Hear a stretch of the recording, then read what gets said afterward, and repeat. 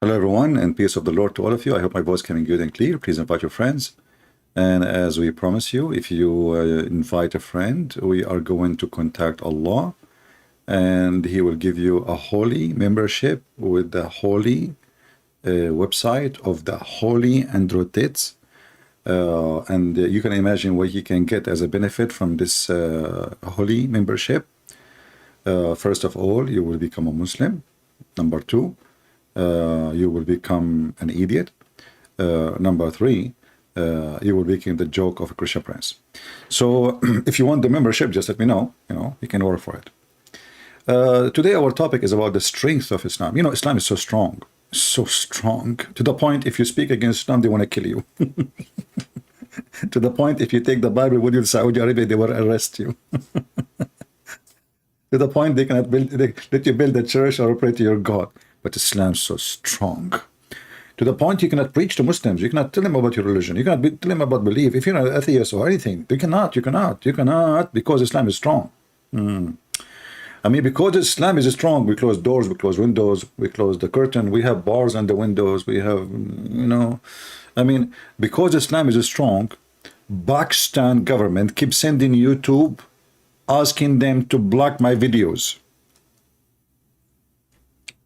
Do you see how strong Islam? Let us face it. Islam is so strong. As I know, Pakistan is a country which has nukes. You know what I mean? Like they have nukes, right? Let's show you just how strong Islam is. The Arabian Prophet, we receive a legal compliment from the government entity regarding your content. After a review, following the content was blocked. Crazy yet prophet. Do you see how strong it is? Pakistan. Those Muslims, they have a very strong religion, to the point they have a whole department of Islamic police monitoring the internet. Who is criticizing Muhammad, the strong Muhammad? In YouTube, in Twitter, the government of Pakistan, they have a file for me. And this is a strong religion according to Yasser Qadhi. Very strong. I keep receiving those complaints one after one. But the good thing, because I don't keep my videos, otherwise I will have long line. But anyway, I want to hear Yasser Qadhi tell us about the strength of Islam. In the beginning of this video, he started talking about, like, there is a person, his name is Al-Afghani. He mentioned that the Western, they took civilization actually from us. And then he said, this is not really too much accurate. We have to be honest here. We took from the Greek and we build in it, and then we give it to the West and they build in it. The fact they did not take anything from the Greek, and all the Muslim scientists, they call them Muslims, those are atheists. In fact, if you check each name of them, you will see how they get killed or tortured or they've been kicked out of the land. So the Muhammadan, anyone he become famous, they claim he is a Muslim. Anyone. When he's alive, they step on him. He's a kafir, he's a zindiq, he's a filthy, he's against Allah. A few hundred years after, they say he was a Muslim. As simple as that. I remember when I was in high school, we have like the whole section about Arab scientists. So the teacher was speaking. He put the name on in the board. He wrote Al-Khwarizmi. And Arabic, all of us, and there, Arabic is our first language. Khwarizmi doesn't make any sense. What Khwarizmi? Usually, such a word you use when you are mentioning that the person, he is coming from like certain area. So it sounds like a name of an area, and he belonged there. So I said, sir, where is it says Arab scientist? They said yes. I said, Al-Khwarizmi, okay, he's an Arab. What does that mean? What does this word mean? He said Khawarizm, Khawarizm, Khawarizm. You look at Khawarizm in the map, you will find that this is way far, like at that time it was part of Persia. So I said, but this is how, if he is in Khawarizm, how this guy is an Arab? So they steal even the one who is a Persian, they make him an Arab. The Persian Gulf, they make it the Arab Gulf. Israel, they make it the land of the Arab. Jerusalem suddenly became the city of Muhammad. I mean, you name it. But today, Mr. Yasser Kadhi is going to tell you about some of the strong or the strongest things the Muhammadan they have in their religion. What is that? Let us hear him. Intellectual ideas. We took what the Greek had, we built on it. We handed it over to Europe, they built on it. Oh. And they went to the moon and back. Oof. They took our knowledge, let's be honest. A correction. The Prophet Muhammad, he went to the moon and came back before them, just to correct you. So even that thing is not accurate, my friend. It's a Prophet Muhammad who took the first mule with 2 wings in his... I mean, have you ever heard of a flying donkey, his wings in his ass? It sounds like a tornado. I mean, this Muhammad, he have a great imagination. I mean, look, he did not put the wings in the front, not in the middle. He put it in the ass. 2 wings in the ass, in the hips. So what are you talking about? The Western are not the first one who went to the moon. It was the Prophet Muhammad who went way behind the moon. Where what moon? Nothing was nothing, you know. And all of it in 8 hours. He went to the end of the space. The end, you know. He went where Allah, he planted his tree. It's called lotus tree. A lotus tree have leaves, each one of them in the size of an elephant ear, and they are made of gold. What a beautiful tree. And you can walk underneath of it for 100 years. Does that make it big, supposedly? I mean, I thought Allah is bigger than that. If Allah can lay down under a tree, the distance of it is 100 years. That means it's still short. 100 years in the speed of what? Camel or walking? No. What is that? Anyway. So, okay, so we took from the Greek and we gave to the Western. The Western went to the moon, then they came back and... Here. Again, we have to be a bit more critical rather than superficial. Right. They took what we gave them and they built on it to where we are today. True story. So indeed, it is true that we did a little bit, no doubt about that. But in the end of the day, we stopped doing what we were doing. What are you talking about? Aren't you burning France today? Aren't you making street dirties in England? Aren't you smuggling, trafficking human to Europe? From Pakistan, 500 Pakistani, they drawn in the front of Greece. You are doing a lot to Europe right now. What are you talking about? Continue, please. They took over and they took it to a whole different level. The whole different level. Okay, yeah, we did it, not you. Okay. And what is the level you have? What is the strength of Islam? I'm trying to understand. One point. Another point can be said here, actually many points can be said, that in fact, and this is my main point of the whole... I love it when a Muslim, he say in fact, because everything in Islam is a fact. Listen, when you go to the heaven of Allah, you will have 70 years orgasm. That is a fact. In fact, I know that my people in the Middle East, their orgasm right now is 69 years and 9 months. But in heaven, Allah will make it 70. It's a fact. I mean, Muslim, they are the one who talk only about facts, brother. And later we can talk the fact about the Gog and Magog and the fact of the flying carpet of Suleiman. And Suleiman debating an ant and he lost the debate miserably.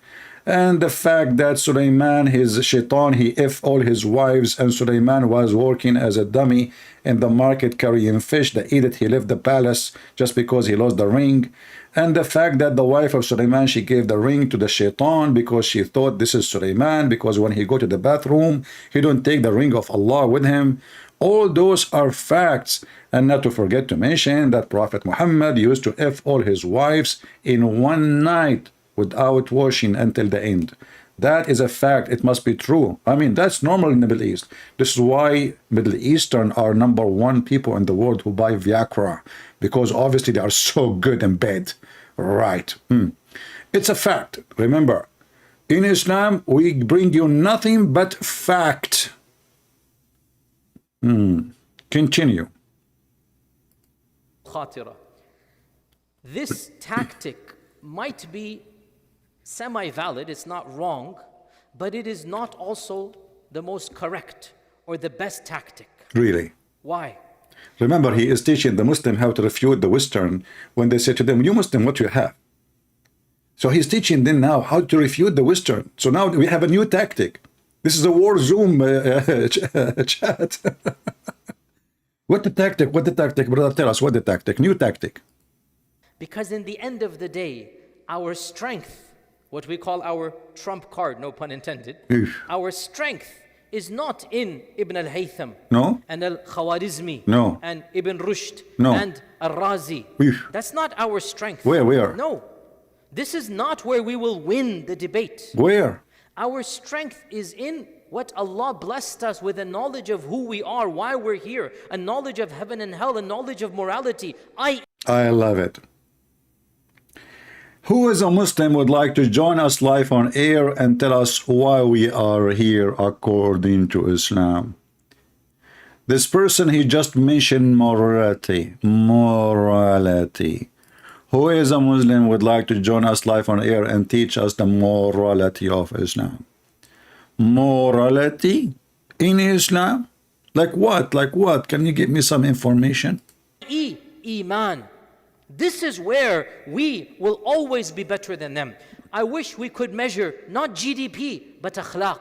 I wish we could measure akhlaq, moral. I mean, this guy is coming from Pakistan, a country where everybody is corrupt. A country where, according to Google, they are #1 country in the world search for sex with donkey. Sex with who? With donkey.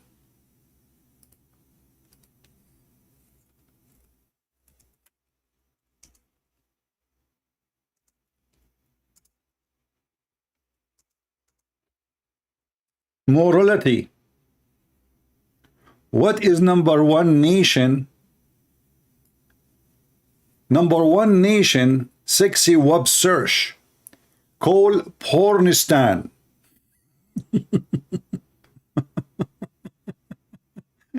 And they keep winning always the top, not like 2010, 2007, 2003, 2005, 2000. I mean, they beat everybody. Brother, this is where we win. Morality. In morality, we are in the top. We have all the proof and the reverence when it's come to morality. Don't remind me, your prophet, he killed. Tell me more about morality so we can just remind me of his stories. Respect to elders. Respect to elders.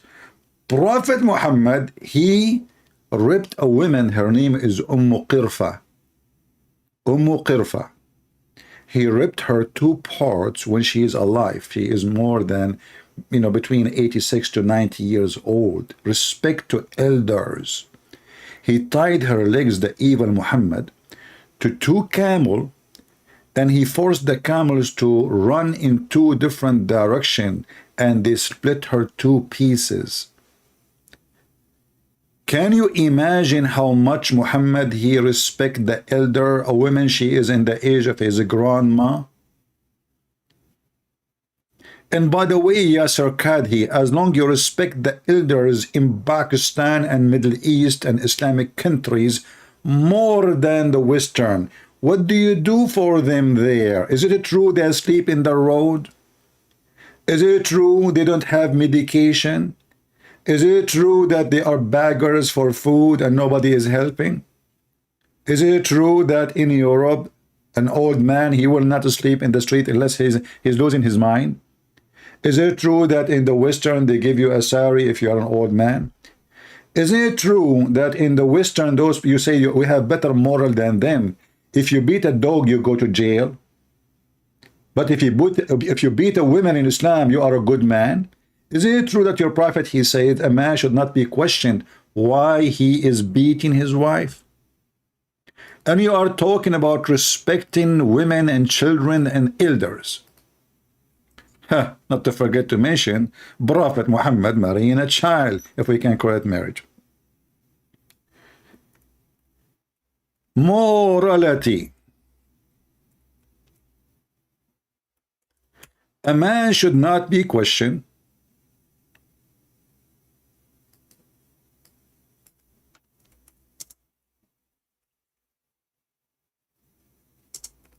Let us see if we can find the hadith. Give me a second.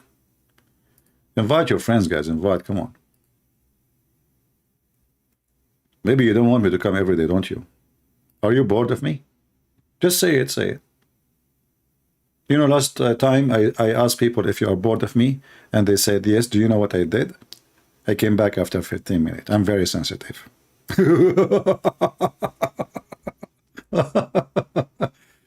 It doesn't affect me.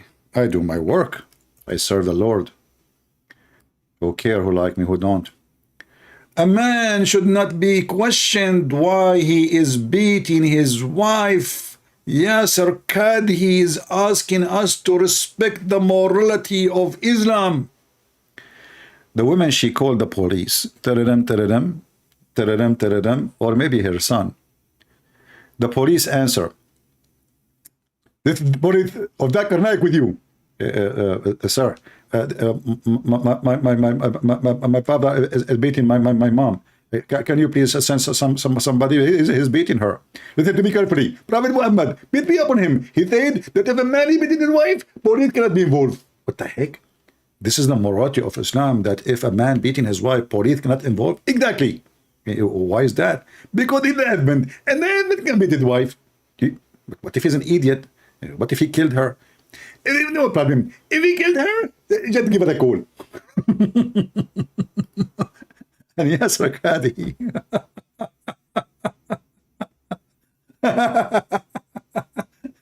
Is telling us about morality in Islam. My friend, morality is so good. The Prophet asking for the hand of a child. She is not even a few days old. She is an infant. Habiba, the morality of the Prophet. The Prophet is licking the face of Osama and say, I wish of Osama he was a girl. I will marry her. I will dress her. And not he will marry her, like he will marry her to somebody supposedly, and he will dress her. I mean, he's a boy. While you are thinking about a boy, he's a girl. Bachabazi, the morality of Islam, that we have a culture promote Bachabazi. Do you know what Bachabazi? Who of you do not know what Bachabazi? If you do not know what Bachabazi, you're missing a lot. I mean, this is the religion of morality. Bachabazi. I'm typing in Arabic, hold on. Bachabazi.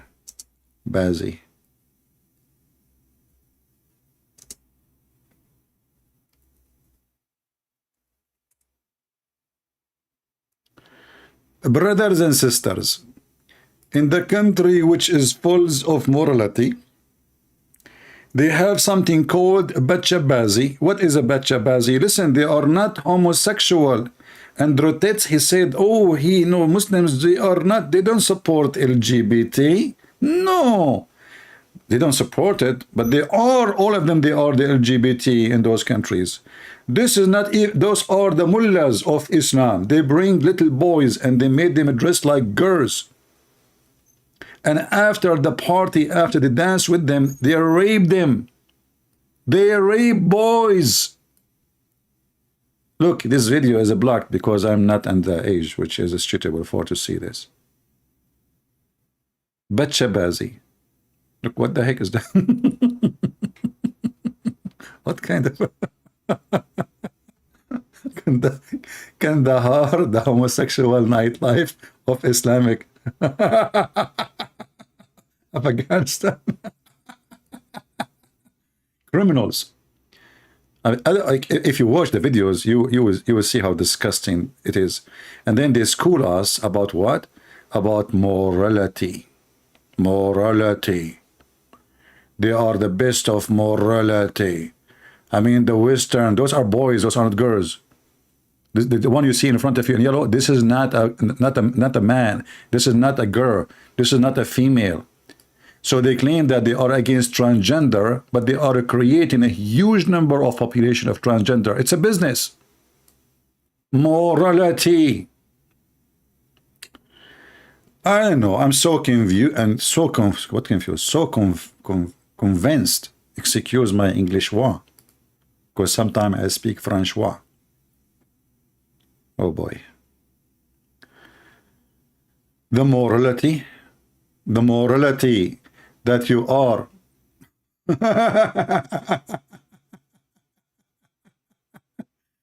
What about secret wife? Look, we have secret wife religion. No way. Yes, brother. Ooh. It can't be true. Secret wife? The morality that you don't even dare to tell your wife that you want to have another wife. Not only you practice multi-bed share, like multi-women sharing in the bed, and you see, like, when somebody do such a thing, he knew it's wrong. But in Islam, this is legal. It is Islam. It is what it is, you know. And he speak about morality. So listen to this video clip here, in case you are interested. This is really dawah. He brought a bunch of women. They are Muslims and they are hot. And how I know they are hot? Now the Muslim, they will say, look what he is saying about Muslim women. Well, if they are not hot, they will not say what you just heard. Listen carefully what they say. I'm not the one who's saying that.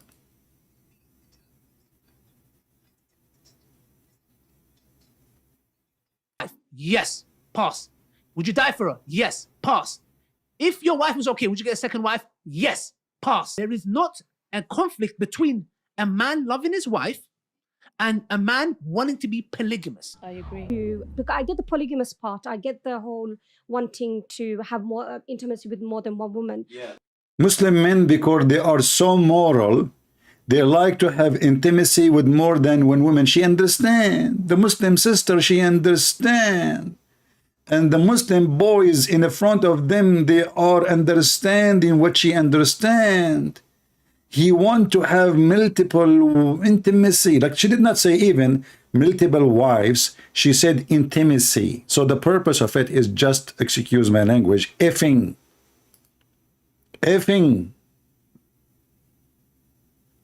What is the purpose of the second wife and the third wife and the fourth wife? She mentioned it. Intimacy with multiple women.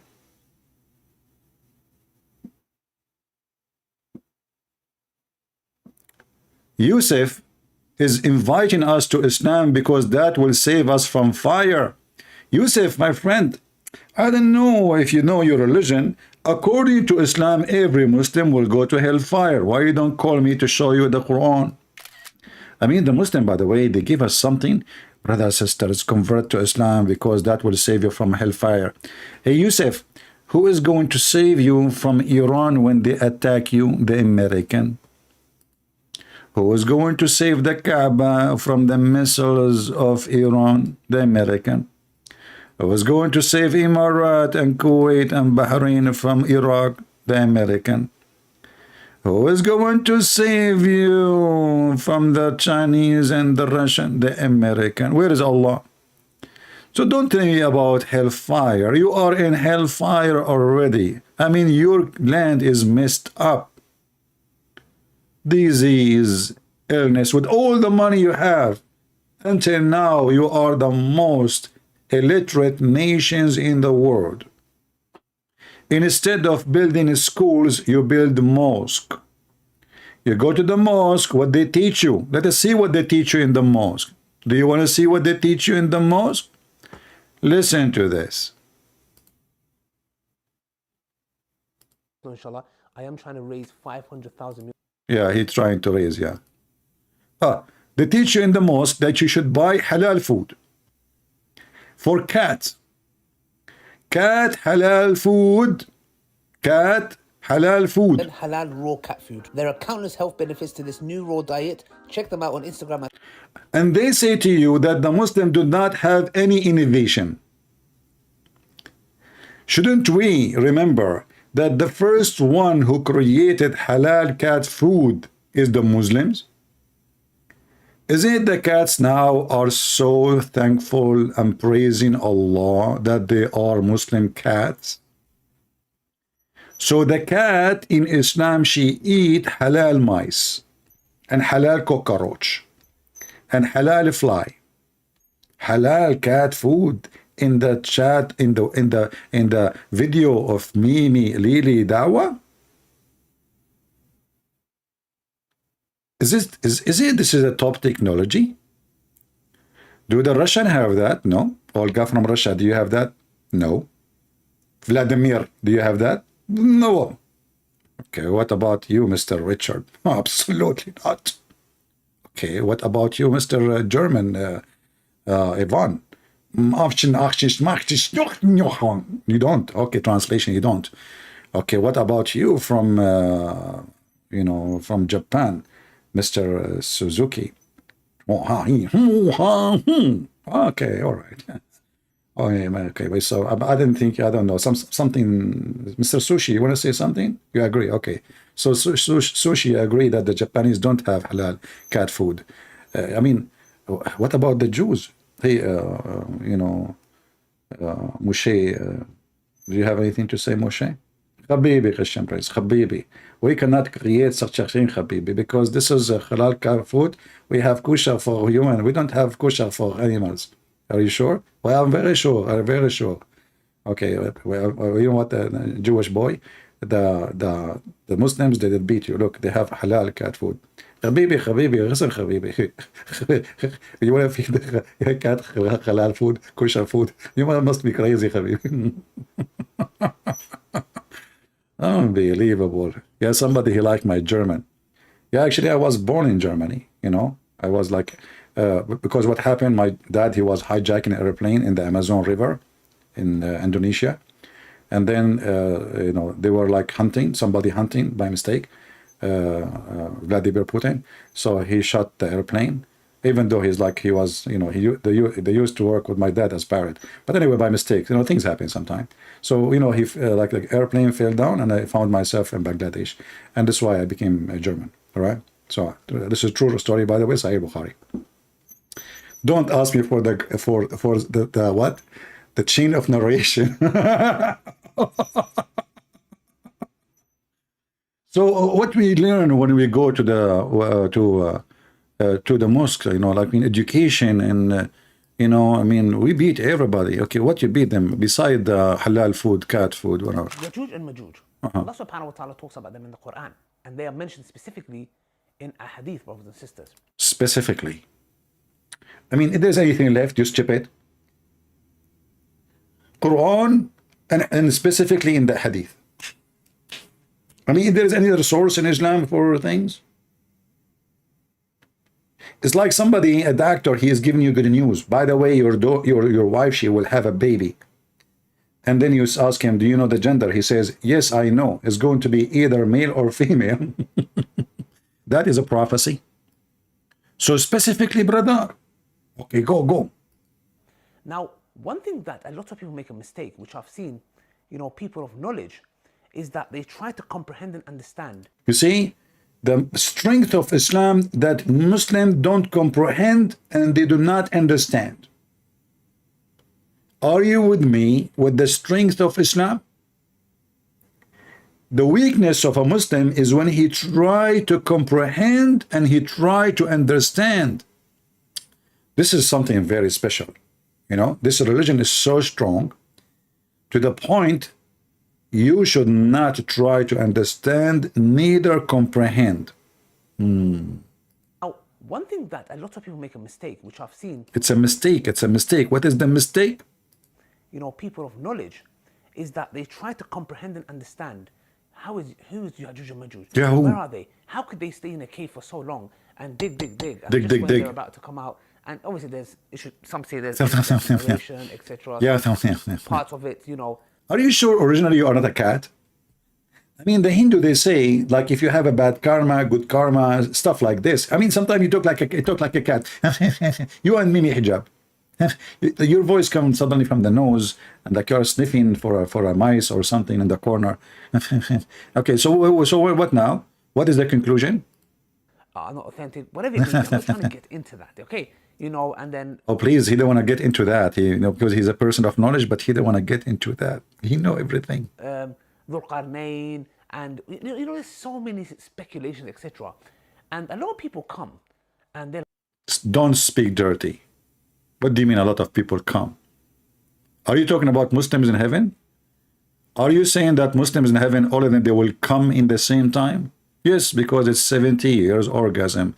They start all of them in the same time. They finish orgasm in the same time. They take the second woman in the same time. And they have again orgasm in the same time. So they come all together. But I'm assuming you are not talking about that come. You are talking about people who are coming, not coming. Yeah. like, some people even get into doubt with this matter. Some individuals even leave Islam, and I'm like, what's the issue here? What is the issue here? Because Islam is so strong. You see, the topic is Islam is the strength of Islam. What the issue here? You see, Yasser Kadhi, he will explain to us the issue better. Ya'juj and Ma'juj is actually, for our modern times, I would say, one of the most, if not the most problematic of the signs of Judgment Day. I thought Islam is so strong, it turned to be problematic.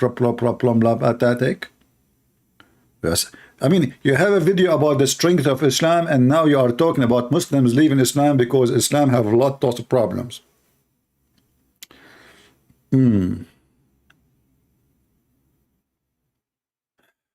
A lot of Iranian converting to Christianity. Yeah, this is not true. This is, I mean, this is not old. This is not new, sorry. This is old. This is, I mean, it's happening every day. Yeah, but this is from a long time ago, not only now. The biggest converted church in USA is Iranian church. You can search them. They have TV stations. They have radios.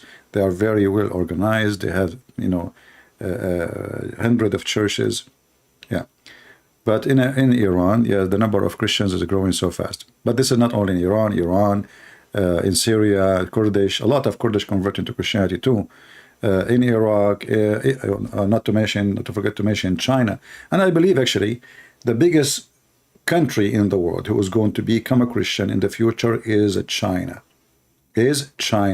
Christianity is spreading in China is in a speed you cannot even imagine. You cannot even imagine with all the discrimination of the Chinese. What about India? You see Modi and the Hindu parties in India, they are discriminating horribly the Christians. They are attacking their villages, burning their churches. They do the same as the Muslim in Pakistan. Yet the Christians in India, the number of them is, you know, because why they are doing that? Because a lot of Hindus converting to Christianity. With Muslims, the Muslim, they have different tactique. They do jihad, love, and those stories. Christian, they don't. Christian, they are just being a Christian with their neighbors. And the neighbors, they love Christianity and they join the faith in Christ. And that make the Hindu priest go crazy and ask the mob to go and burn churches and burn houses and etc. And, you know, because in the West, we don't have real leaders like Trump. He went to India, he shake hands with Modi, and the same as Biden, but none of them mention what they are doing to the Christians, because Trump and Biden both are scumbags.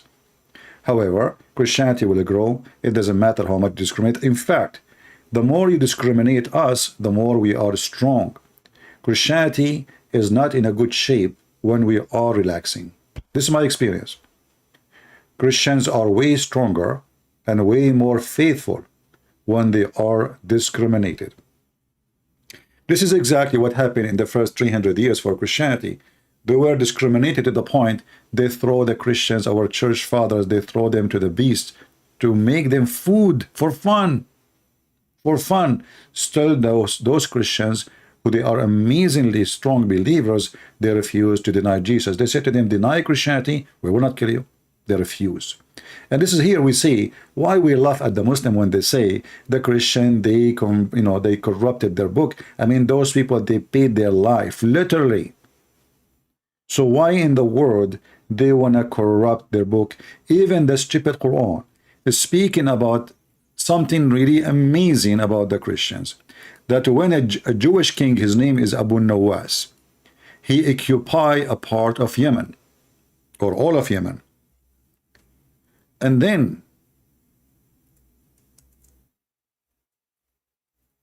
he made a field, or he dig in the ground, big, a huge hole.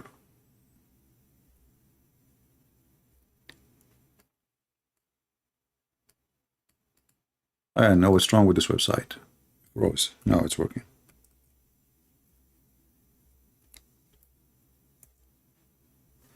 In chapter 85, from verse number 1, you will see here in verse number 4, the one who were killed by burning them alive. Who are they? Those are Christians.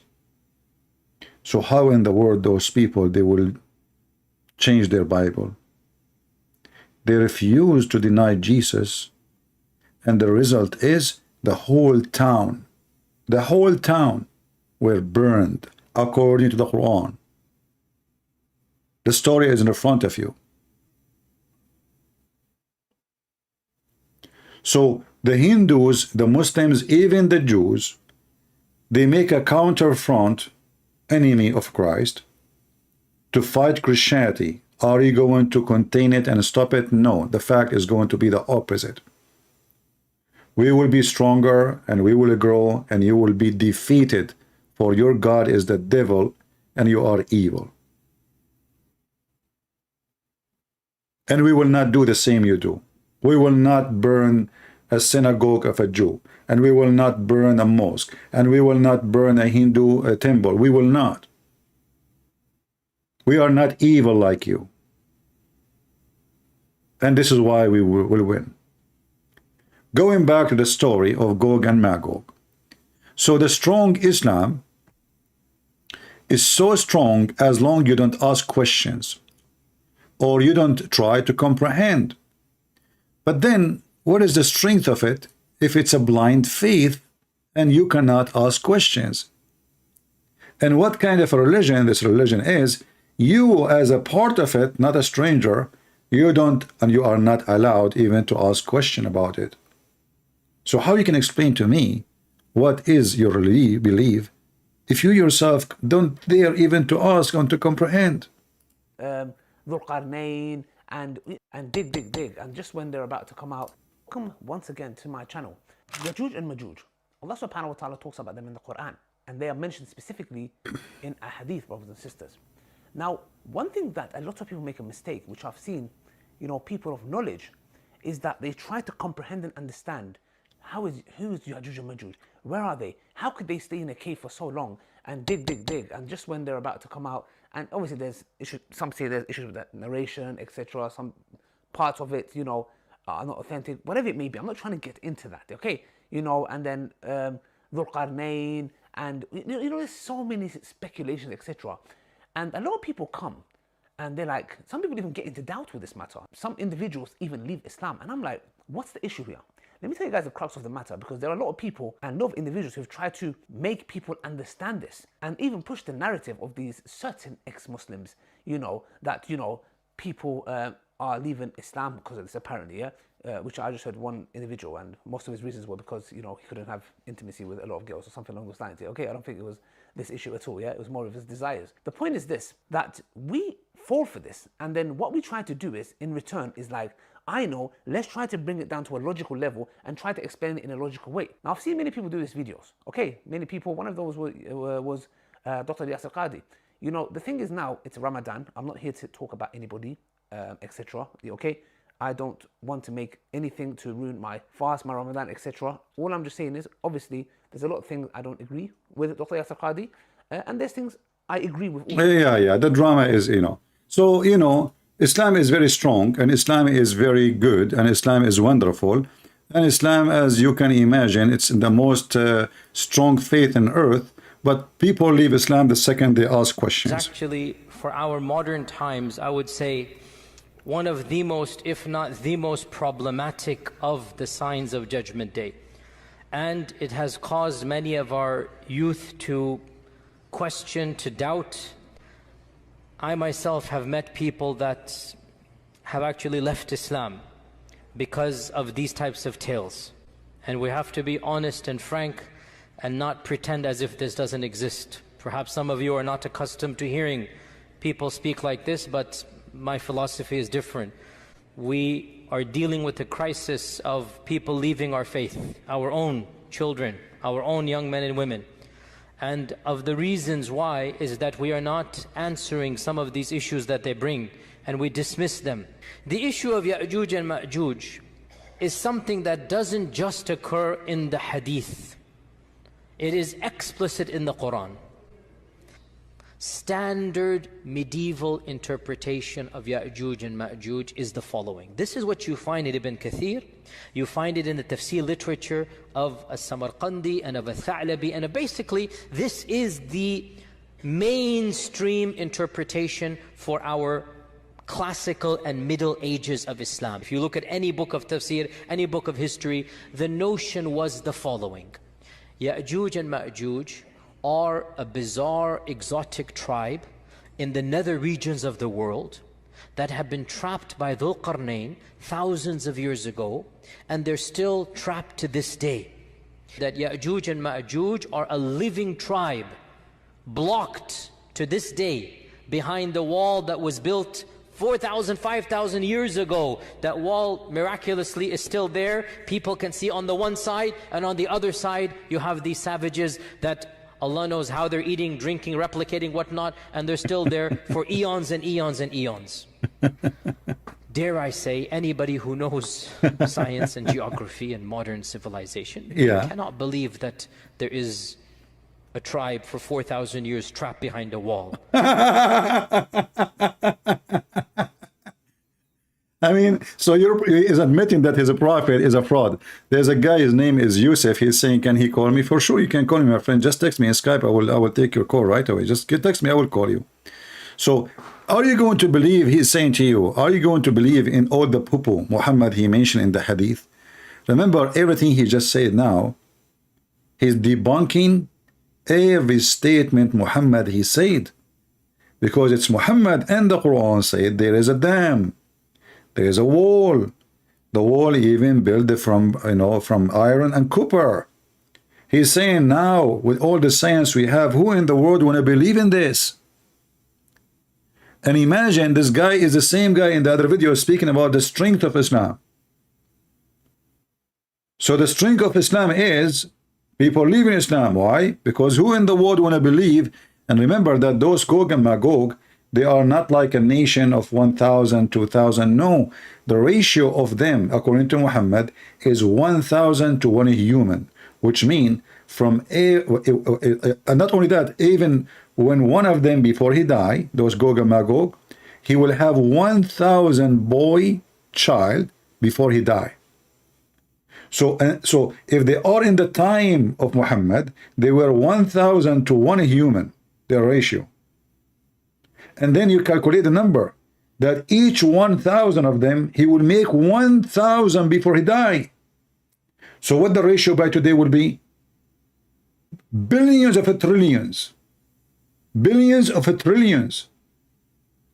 Where we can find them? We cannot find them. The story is a fiction story. Muhammad is a madman. Years ago, that wall miraculously is still there. People can see on the one side, and on the other side you have these savages that Allah knows how they're eating, drinking, replicating, whatnot, and they're still there for eons and eons and eons. Dare I say, anybody who knows science and geography and modern civilization, you cannot believe that there is a tribe for 4,000 years trapped behind a wall. I mean, if you believe this, that's your position. I cannot believe it. I'm just being... I cannot believe it. And then, brother, the Islamic strength is getting even more powerful. Yasser Qadi should be shut down. His channel should be shut down. He should never be allowed to open his mouth. Oh, wait, what are you talking about? Brother, are you serious? What? What you just said? Shut down his channel. Shut down. Should be shut down. His What? Qadi should be shut down. His channel should be shut down. He should never be allowed to open his mouth. Qadi should be shut down. His channel should be shut down. He should never be allowed to open his mouth. Yasir Qadi should be shut down. His channel should be shut down. He should never be allowed to open his mouth. Why? Is that because Islam is so strong, or the more he talk, he is exposing the stupidity of Islam? So now, instead of saying, you know, okay, his guy, I mean, the Muslims are honest people, by the way. Why he's upset? Because that guy is saying what he should not say. This is what he's saying. He should shut down. Or shut up, you idiot. Shut up, you stupid son of Mut'a. You are telling everybody that this is impossible and this is stupid. What's wrong with you? Yasir Qadi should be shut down. His channel should be shut down. He should never be allowed to open his mouth. What about you? Should you be allowed to? I mean, there is tons of videos of you hilarious. About Islam. Wallahi. Wallahi. This person is a disaster that has engulfed this ummah. When you do a deep dive is when things get very, very awkward and difficult. No. If you want misguidance, listen to Yasir Qadi. The preservation of the ahruf, is it 1, is it 3, is it 7? Yasir al-Qadi, I accuse you. You are worse than the layman people. Isn't it, this is the same guy, I forgot his name, the one who was kicked from Al-Azhar University because he was, anyone remember his name? Anyone knows the name of this guy? Because I saw him in the park in England. There's a guy, originally he is from Syria. I don't want to say without being sure. He was kicked from Al-Azhar because he was a homosexual. If somebody know his name, let me know, please. So all of them, they make poo-poos. And you know the Muhammadan, they take opportunity to bite each other. They love to bite each other. That's why Muslims don't trust Muslims. When I was in high school age, I go to Muslim houses. You know, kids in my age in the school. I go, I sit with their sisters, I sit with their mom. I respect them. I don't, I respect the privacy of the family. But if somebody is a Muslim from the same classroom, he come, all the sister will hide. The mother will hide. With me, they sit, the Muslim, when they are inside the house, they wear very revealing clothing. They don't dress the same as outside as inside. So when I go inside, like I'm one of the family, they trust me. Muslim, they trust Christians. They never trust a Muslim. The second a Muslim, he knock at the door, all the females will hide. All the females will be behind the doors. I go, his sisters, they bring the fruit, they bring the tea, they bring the coffee, his mom, his sister, they sit with us, we talk, everything is normal. A Muslim boy show up, everybody disappear. They don't trust them. And this is the truth. God is my witness. God is my witness.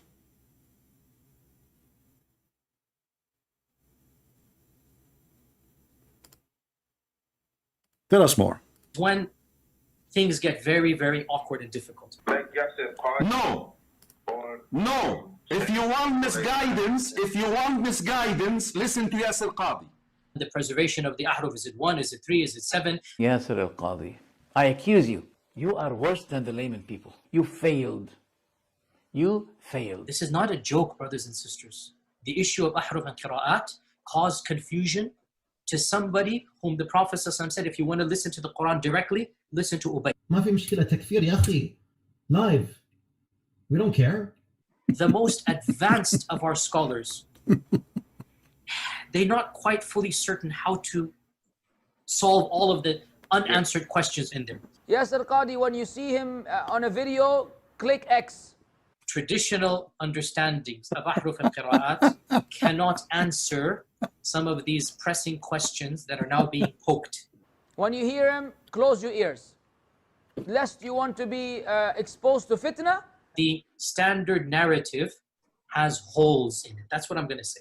This quote-unquote renowned scholar, he's a da'i. He does not qualify to be a scholar. I would advise Dr. Yasir Qadhi to stop indulging in this, because this is not his field. He's not an authority to This guy, he have high school, he want to teach Yasir Qadhi what he can say.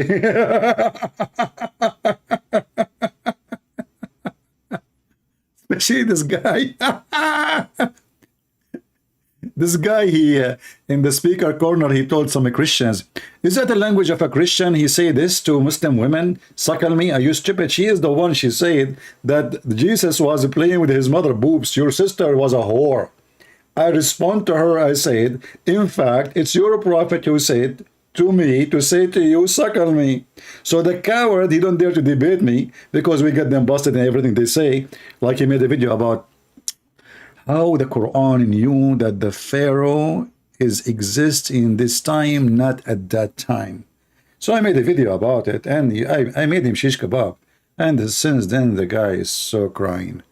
Anyway, so now Yasir Qadhi is a poo-poo and you are the doo-doo. You are the doo-doo, not the poo-poo. to say. If I were to give you a blank mushaf, yeah, and tell you to write what is munazzal verbatim from Allah into that mushaf with no human interference, would you write something which corresponds? It's not an easy answer. It's not an easy yes or no. I think this should be an easy yes or no, though. Yes. You see, this is what it's cheating called. You know, cheating. So Mimi Hijab now, he's trying to make him say, "Come on, say yes, easy answer. Come on, you know, you can't. What are you doing?" I think this is an easy answer, yes or no. Come on. He's telling him what to say. Yasir Qadhi, you know, he's not a kid like them, so he is not going to change his mind. This is not an easy answer because we know that there's a hole in the narrative. So the stupid Mimi Hijab, he insists to ask the question. Yasir Qadhi told him, don't ask this question in public, in the video there. And the stupid Muhammad Hijab, actually, what happened? After he had this interview, he deleted the interview. And what happened, there is an ex-Muslim, he was watching, he took a copy before he deleted. And then he published it again. And he spoke about why Mimi Hijab, he deleted the video. They thought if they delete the video, nobody will notice. That's it. I mean, we take it off. Before everybody noticed what happened. But by taking the video, actually, that even make more attention for the video. And now everybody speak about the hole in the narrative. And not to forget that the miracle of the Quran is debunked. May be staying in Islam for the right reasons. How? One of the reasons I accepted Islam was the scientific miracles. I'll be honest with you. And now we know that this whole scientific miracles was absolute nonsense, not totally nonsense. Then he made another video. He is so upset, saying yes, it is not. There is no scientific miracle. Miracles in the Quran got debunked. And for some odd reason, funnily enough, like as if they thought that it was a slip of the tongue. I'll repeat it again, very carefully. The scientific miracles argument in the Quran got debunked. Yeah, I hope my tajweed was on point. So what is left? What is left? I mean, Gog and Magog debunked. The flying carpet debunked. Muhammad is born 4 years after his father. Debunked that he claimed to be, he is from Abraham and from Ishmael. Because we do not know even who is the father. Muhammad, he went to Jerusalem, debunked. Muhammad, he went to the seven heaven, debunked. Muhammad, he did not, you know, Muhammad, he spoke to his God, never spoke to Allah, debunked. So, I mean, what is left? The strong Arabic language in the Quran, debunked. The history in the Quran is a shish kebab. Like Mary, the sister of Aaron. Right? Can you post your full debate against Omar? I don't know who is this guy. I have thousands of people, they call me. I don't remember their names.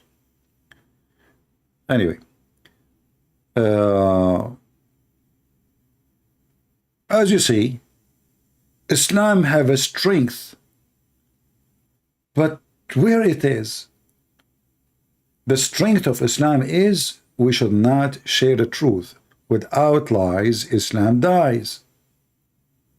So they were lying to you for all those 20-25 years about scientific miracles of the Quran.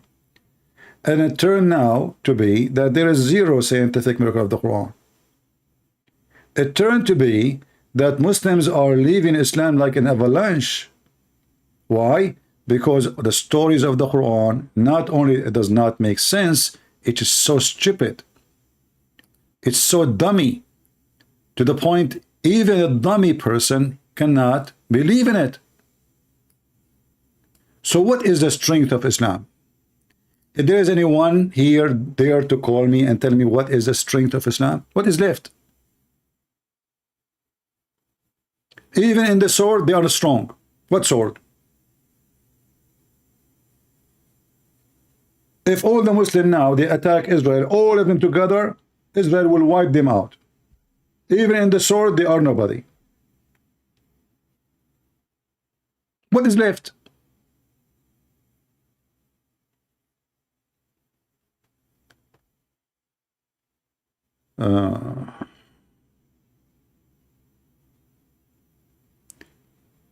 The guy said God regretted for creating mankind, so has not all knowing. Well, my friend, this is a stupid argument, because when the Bible speaks about regret, that's God speaking about that he is sorry for a human being for what he did to himself. And we can't find a similar story in the Quran, but Muslims are ignorant. Anyway, if you have somebody, a Muslim, want to ask me the same question, let him call me so we can laugh at the same question or any other question. All Muslims are welcome to call me, and all of you, I challenge every Muslim, by the way, who call me, and he can record the argument with me and post it in his channel. I challenge them all. I would love to see every Muslim who call me to download the video after he called me and post it everywhere and let everybody be the judge. You know, if Christianity is funny, they will laugh at us. If Islam is funny, they will laugh at Islam. No problem. Just give me a call. So what is the strength of Islam? Anyone can tell me? Muslims themselves, they cannot find the strength. Ask no questions. Chapter 5, verse 101. Verse 102 says, because the similar questions people before you, they asked them, and they left the faith. They left the faith.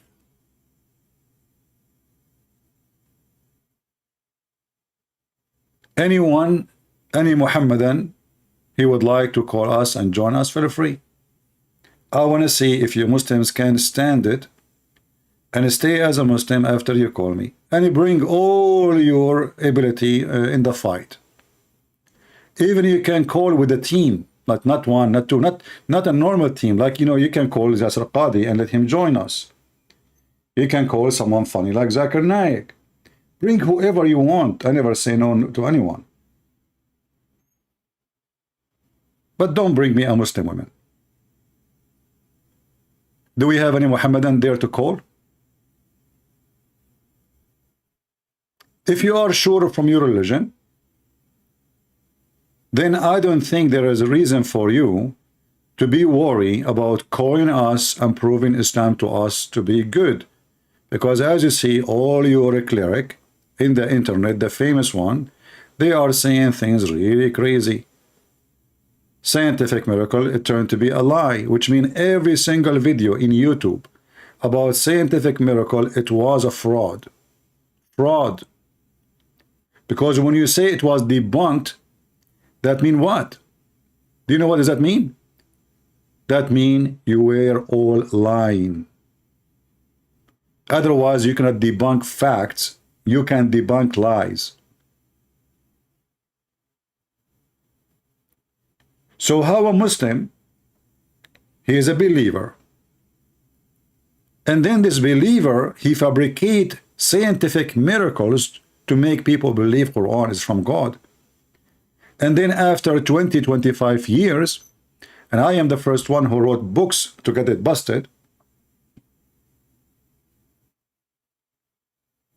and for sure before I start writing my books, I was making my videos laughing at all those scientific miracles. So All those years, the Muslim, they were saying Christian Prince is lying, and now it turned to be to what? The truth. Christian Prince was saying the truth. The Quran not only does not have scientific miracle, the Quran is a book of errors. Prove me wrong. Just text me, and I will call you.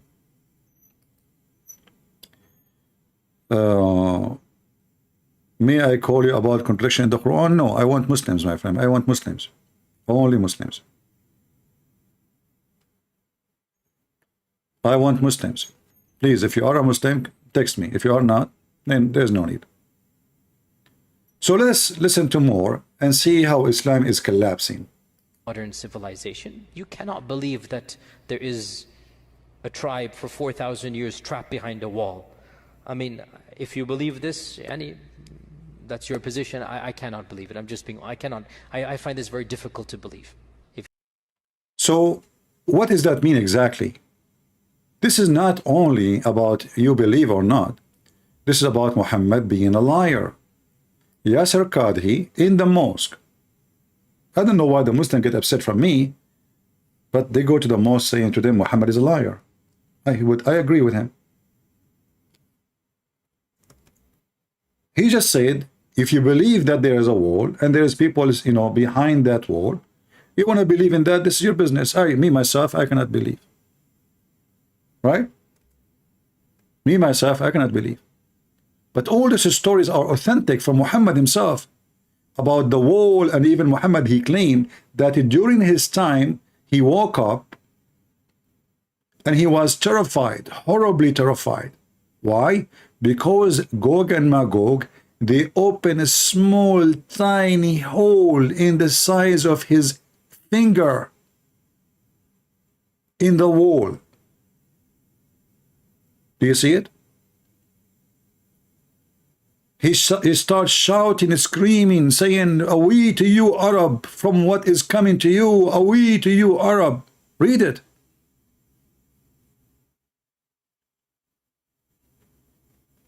Prophet of Allah, PBUH, this is kind of acid, I don't know if you know about acid. Like if you do chemistry or stuff, I do a lot of chemistry. Like I receive a lot of chemistry email from Muslim women. They say to me, like one of them, she said to me, "So what if your voice is so sexy? I hate you, I hate you, I hate you." And this is PHU, whatever, something, chemistry. So like I hate you, a lot of hate. So the Prophet came to visit me one day, frightened, and he said, "La ilaha illallah." This is the voice of Liya Dawa, before he take a hormone. And there is not true God, but no, I'm proud of it. We to the Arab. What the heck? What's happening? Because of an evil which has drawn near, the false prophecy. So Muhammad, he claimed 1400 years ago, that the Arab now soon, Gog and Magog are coming to them.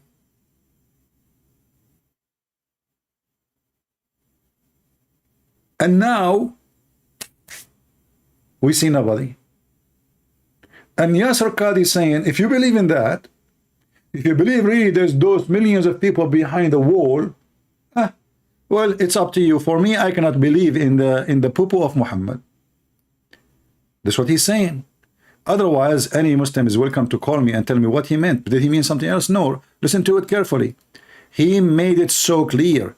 If you believe in that there is those people behind the wall, this is your business. I don't believe in that. Behind the wall that was built for our classical and middle ages of Islam. If you look at any book of tafsir, any book of history, the notion was the following. Ya'juj and Ma'juj are a bizarre, exotic tribe in the nether regions of the world that have been trapped by Dhul Qarnayn thousands of years ago, and they're still trapped to this day.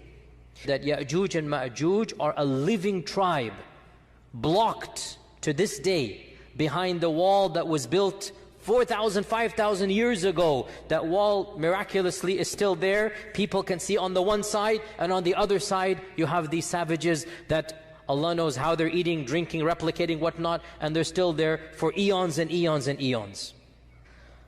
Dare I say, anybody who knows science and geography and modern civilization, you cannot believe that there is a tribe for 4,000 years trapped behind a wall. I mean, if you believe this, Yani. Okay, but Yasser Qadi, I mean, do you believe that Muhammad, he went to the seventh galaxy in the top of a flying donkey?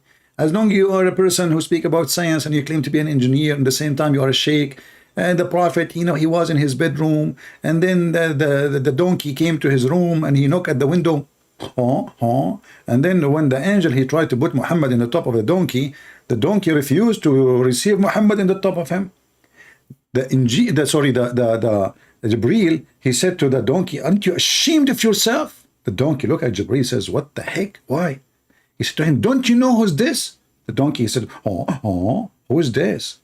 Jibreel, he said to him, this is Prophet Muhammad himself.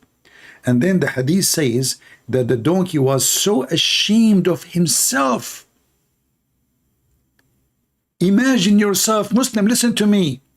Imagine you are the donkey. I don't know if you need to imagine that, because already you are in that state. Believing in those stories, you must be a donkey. So imagine you are the donkey who come to carry Muhammad, and now you refuse to let the prophet to sit on top of you. How embarrassing for you.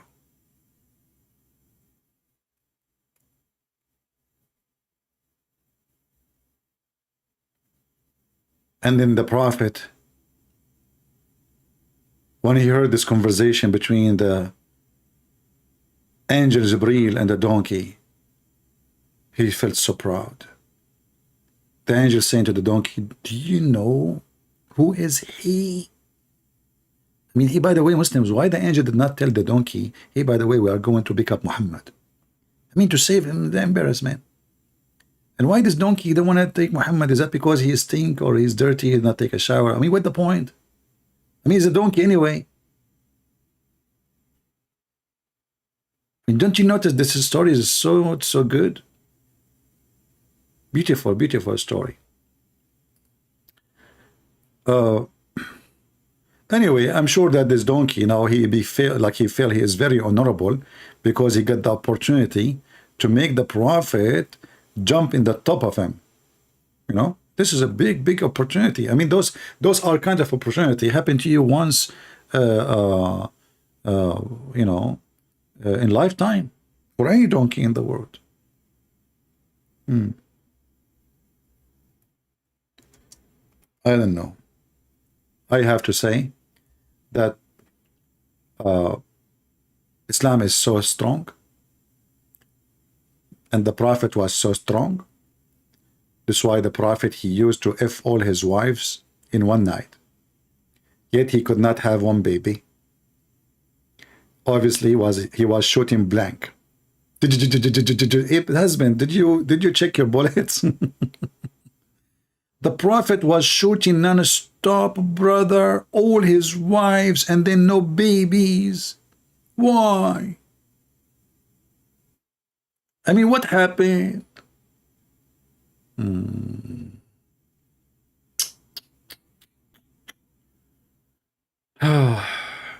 don't know. And then the Prophet with all his stories, which all of them proven to be true. Like, you know, first time when I saw this hadith about the donkey refusing the Prophet to jump on him, I said here, there's some honesty in this story. Because why the Muslim, they will say, even donkey don't want to have Muhammad to get close to him. Why? You tell me. Listen. Al-Buraq was brought to the Prophet. See, in there his name was B-H-U something. Here is S-A-W. I mean, sound like Sadhguru. Depend on the location. When he is making a lecture with the blonde women in Los Angeles, he dressed different and he have a different perfume. When he is in India, he said differently and he dressed differently and he have a different makeup. But anyway, just forget about Sadhguru. Sadhguru is just another fraud like Muhammad. But Sadhguru is a smarter one, you know, like he says stupid things like love is not exist. And then he said, my wife, she loved me. Love never exists. Do your wife love you? Absolutely. What the heck? You just said love never exists. Do you love your wife? I love my wife. And then in different place he said love does not exist. It's not real. Anyway, just let it go. So the Buraq was brought to the Prophet. Here you notice something very important, by the way. Something very sensitive information. You will notice that the Buraq is brought to the Prophet. Not the Prophet was brought to the Buraq. I mean, do you see how strong the story? The Buraq, which is the flying donkey which have two wings in his ass, may Allah ask him, he is the one who was brought to the Prophet, case sensitive. Why? Very simple, brother. Because the Prophet is more important than the Buraq. The Buraq is important, is the limousine of Allah. However, because the Prophet is more important, so the Buraq came to the Prophet, not the Prophet came to the Buraq. Take a point. This is point number one for Prophet Muhammad. So he was brought for Prophet Muhammad in the night of Isra. Buraq only come at night. Take a note. Why? Because he is very shy and case sensitive.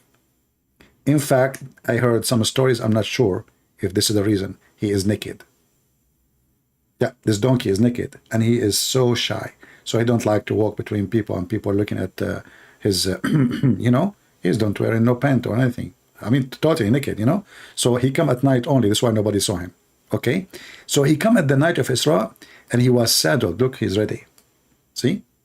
They have a garage in the heaven of Allah. You know, they clean the donkey, they saddle the donkey, they comb his hair, they put eyeliner in the donkey, his tail is clean, perfect, yeah. Yeah, and then, renamed,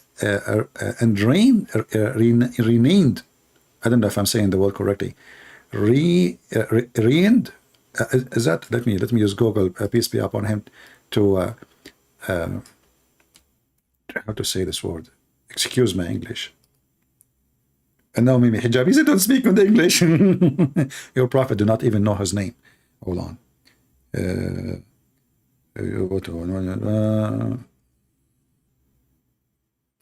All right. Rain. Rain, the same as rain? How is that will work? I don't know. Anyway, so the donkey simply, and then, but he shied. He shied. What the heck, those words, I never heard of them before. He shied. He shied from him. Shied from him. Yeah.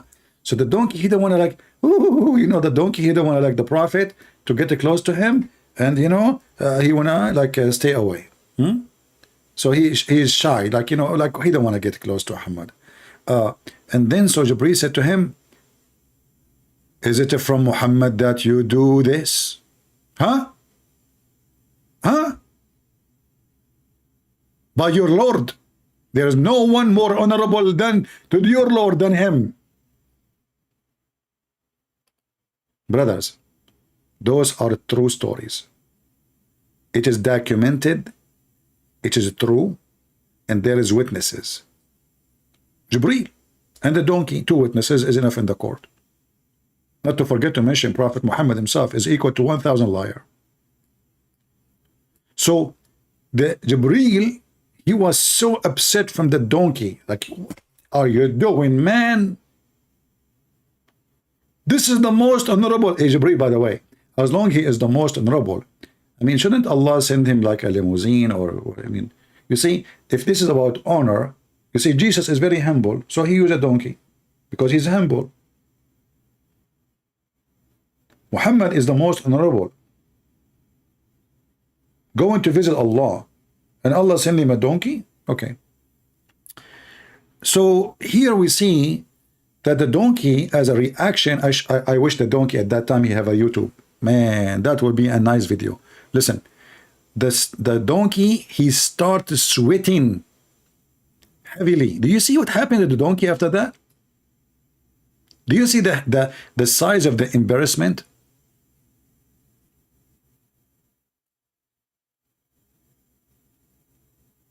So imagine Ali Dawah is the donkey coming to pick up the Prophet.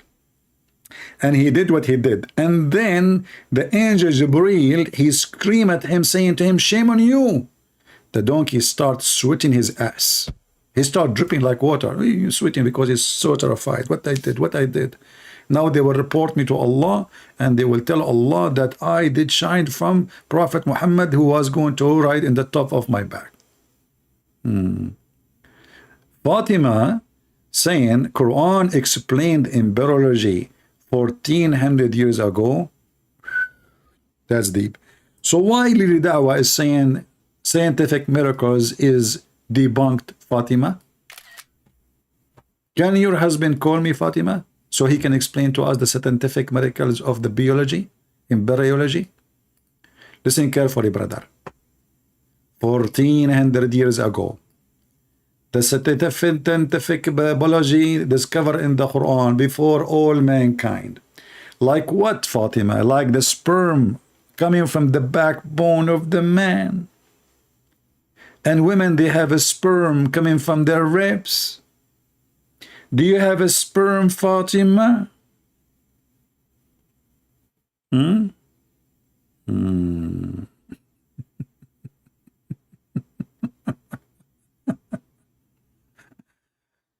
If there is anyone from the Muslims who want to talk about it, I don't mind. Just text me. I will be happy to take you in Skype and I will talk to you. Oh, we have somebody as a Muslim. Let us see.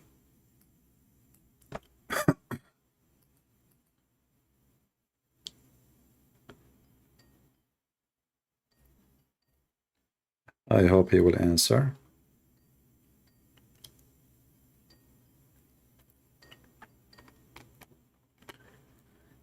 Hello? Hello? Yes, I hear you. Go ahead. Are you going to run today too? Well, you are the same person. Each time I ask you, you give me an answer. You get your prophet busted, and I'm done with you. Why are you running from a woman? Just be a man. And because you are stupid.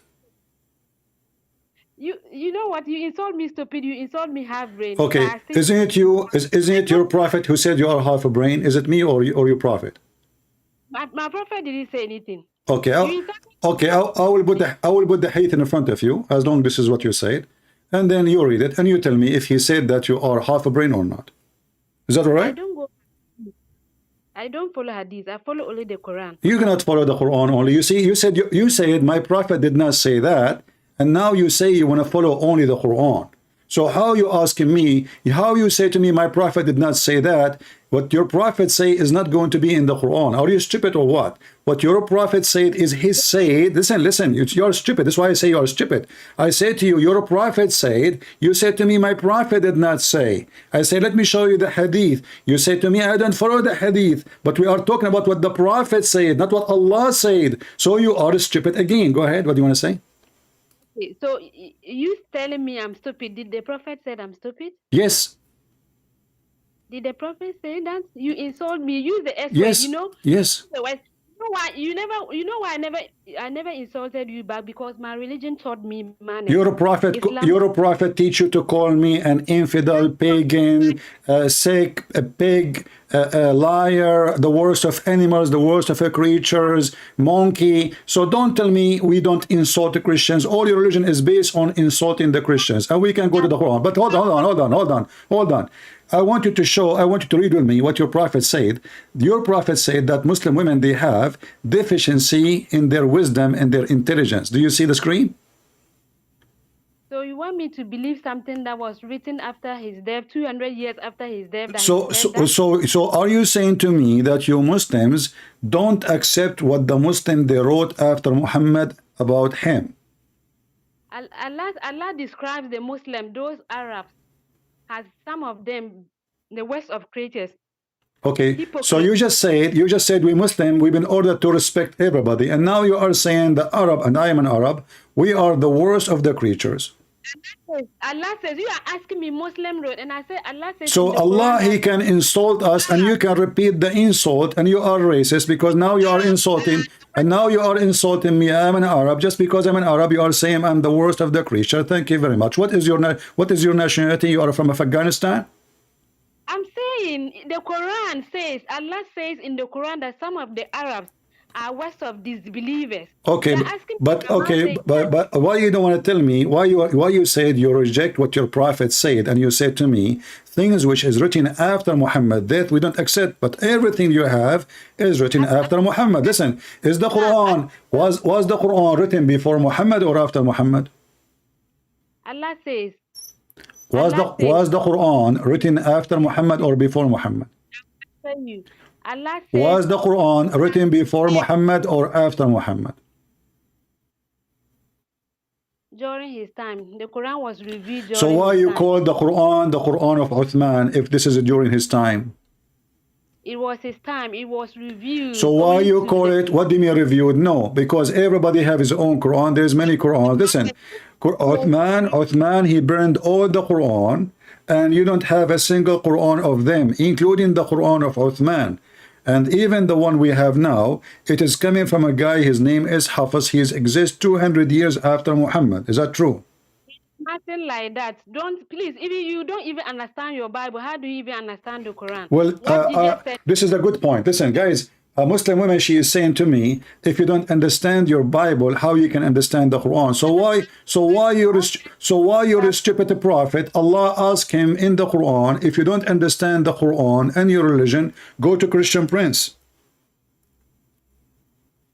Allah didn't say that. Allah, Allah, he said that in the Quran. He said in chapter 10, verse number 94, you stupid Muhammad, if you don't understand your religion, if you have a doubt about your belief, go and ask Christian Prince. Read the verse for me. Go ahead.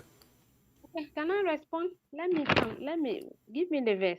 I gave you the verse, chapter 10. I forgot, you are half a brain. Chapter 10, verse number 94. And I can open any translation you want. What translation you like? We have shish kebab translation. We have hummus translation. We have falafel translation. All of them are falafel anyway. So tell me which one you like. We'll put it for you on the screen and people will die laughing.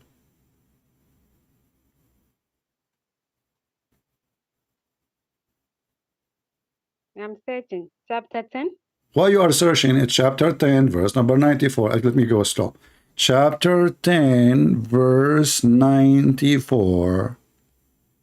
94 is the one before 95, and it is after the verse 93, which means 94 between 93 and 95. 96 is after 95, but 94 is before 96, and 95 and 94 is between 93 and 95. I hope I make it more clear for you.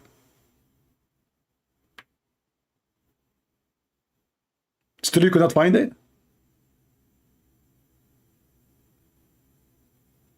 I'll be with you.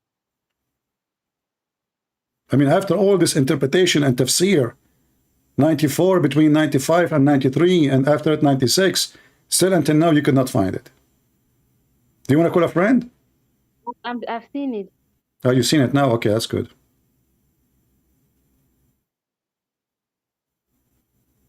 Okay, so if Allah says, was Allah talking to the Christians? No, he was talking to the Hindu. He's talking to Muhammad. Yes. Yeah, he told Muhammad, if you have a doubt about your belief, which means Muhammad, you don't believe is a prophet, go and ask the Christian and the Jews. So how we are not the one who don't understand our book, yet your prophet is the one who don't understand what he's talking about. He been taught by Allah, listen, Abatato, go to Christian Prince. If you have any question, come to him. He will teach you. He will spank you. He will educate you. It's in your front of you. Yet you are saying that we Christian, we don't understand our book, but it turned to be that Muhammad himself is the last one to know what he's doing. Why Allah want to send Muhammad to the Christian and the Jews so they can teach him? Who is he? Okay, let me respond, please. Respond. That was the angel and the Torah, not the Bible. It said the people of the book, you idiot. The angel. What angel? What angel? It's Injil. It's Injil, not angel. Angel is a malak. Listen, it says ask the people of the book. Ask the people of the book. The people of the book. It's us. It is the human. It's not the book. It's not the book. Ask the Christians and the Jews. I'm saying the Jews people, they've hidden. I don't have time for stupidity. Sorry, I cannot handle you. Thank God I am single. Otherwise, I will commit suicide. Oh boy. Oof.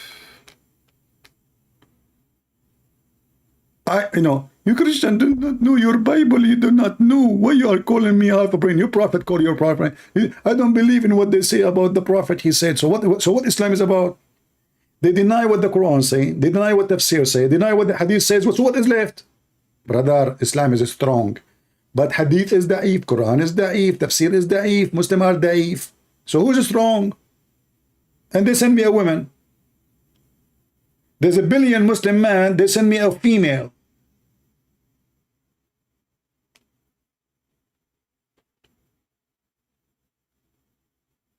And my mom, she called me, son, are you going to get married soon? Like, what the heck, mom? You don't know what's going on. Women these days are different. I don't know what's happening. I guess it is the ice cream they are eating these days. I don't know. But not all women, for sure. I'm just joking. I mean, those crazy, unbelievable. And especially this woman. She keep calling me, and she will call again. It's a curse. Do we have any Muslim? This idiot, he keeps saying to me, Christian Prince, are you black? My friend, why even you care if I'm black or a blonde, or are you a racist? Are you black? Are you black? Are you black? Christian Prince, are you black? Christian Prince, are you black? Are you black, Christian Prince? Do you have a diarrhea? Are you mental?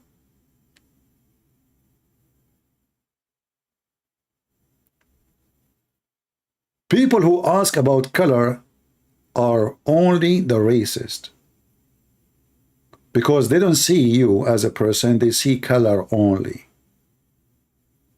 If I'm black or Asian or white, what that will do to you, you donkey? We are all children of Adam and Eve. And God Almighty, He sent His only begotten Son because He loves us all. He don't love the white alone, or the black alone, or the Asian alone. So learn good manner when you speak to people. Don't ask them what is your color, donkey.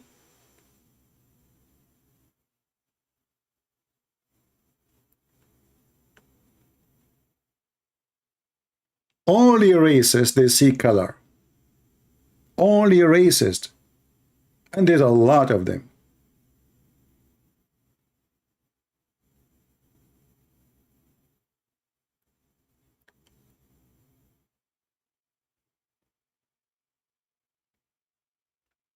Anyway, do we have any brave Muhammadan would like to call us?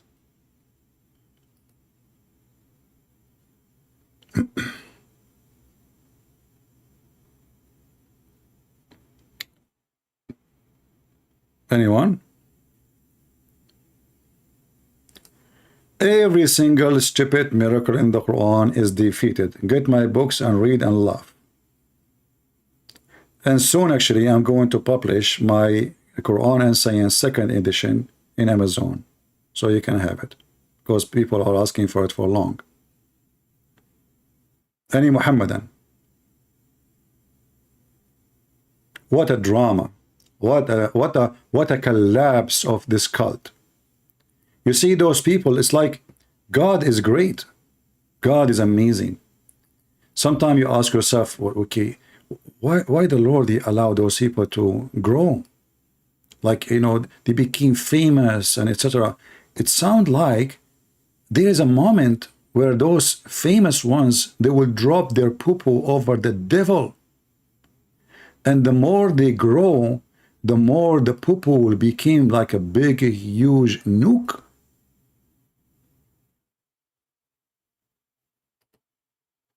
It turned to be, it's for the benefit of the good God. He let them grow.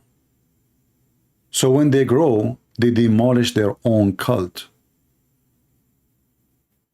Because many, they build their faith on what they say. Like as if they thought that it was a slip of the tongue. I'll repeat it again, very carefully. The scientific miracles argument in the Quran got debunked. Yeah, I hope my tajweed was on point. So when I said this, a lot of Islamophobes were celebrating as if I was like, oh my gosh, like this video is going to be me apologizing. And no, listen, it got debunked. Now, let's give some context for some Muslims so they can understand. For example, and I'll tell you where this comes from. And you know why many people in the Duat, many Duat, YouTubers, my colleagues, like brothers that I work with, didn't do a video. Why did you say that? Because they know it as well. In what sense? Brothers and sisters. Brother and sister, and now he will try to explain his popo. What the Muhammadan they do when they get bigger, and this is for our benefit, and this is why we use their videos. They become our comedy. You know, I mean, I cannot find a better comedy, honestly. Like, I laugh at Muhammad, I laugh at the Hadith, I laugh at the Quran, but those, they are like the Christmas light. We, you know, they are the comedy, the best comedy ever.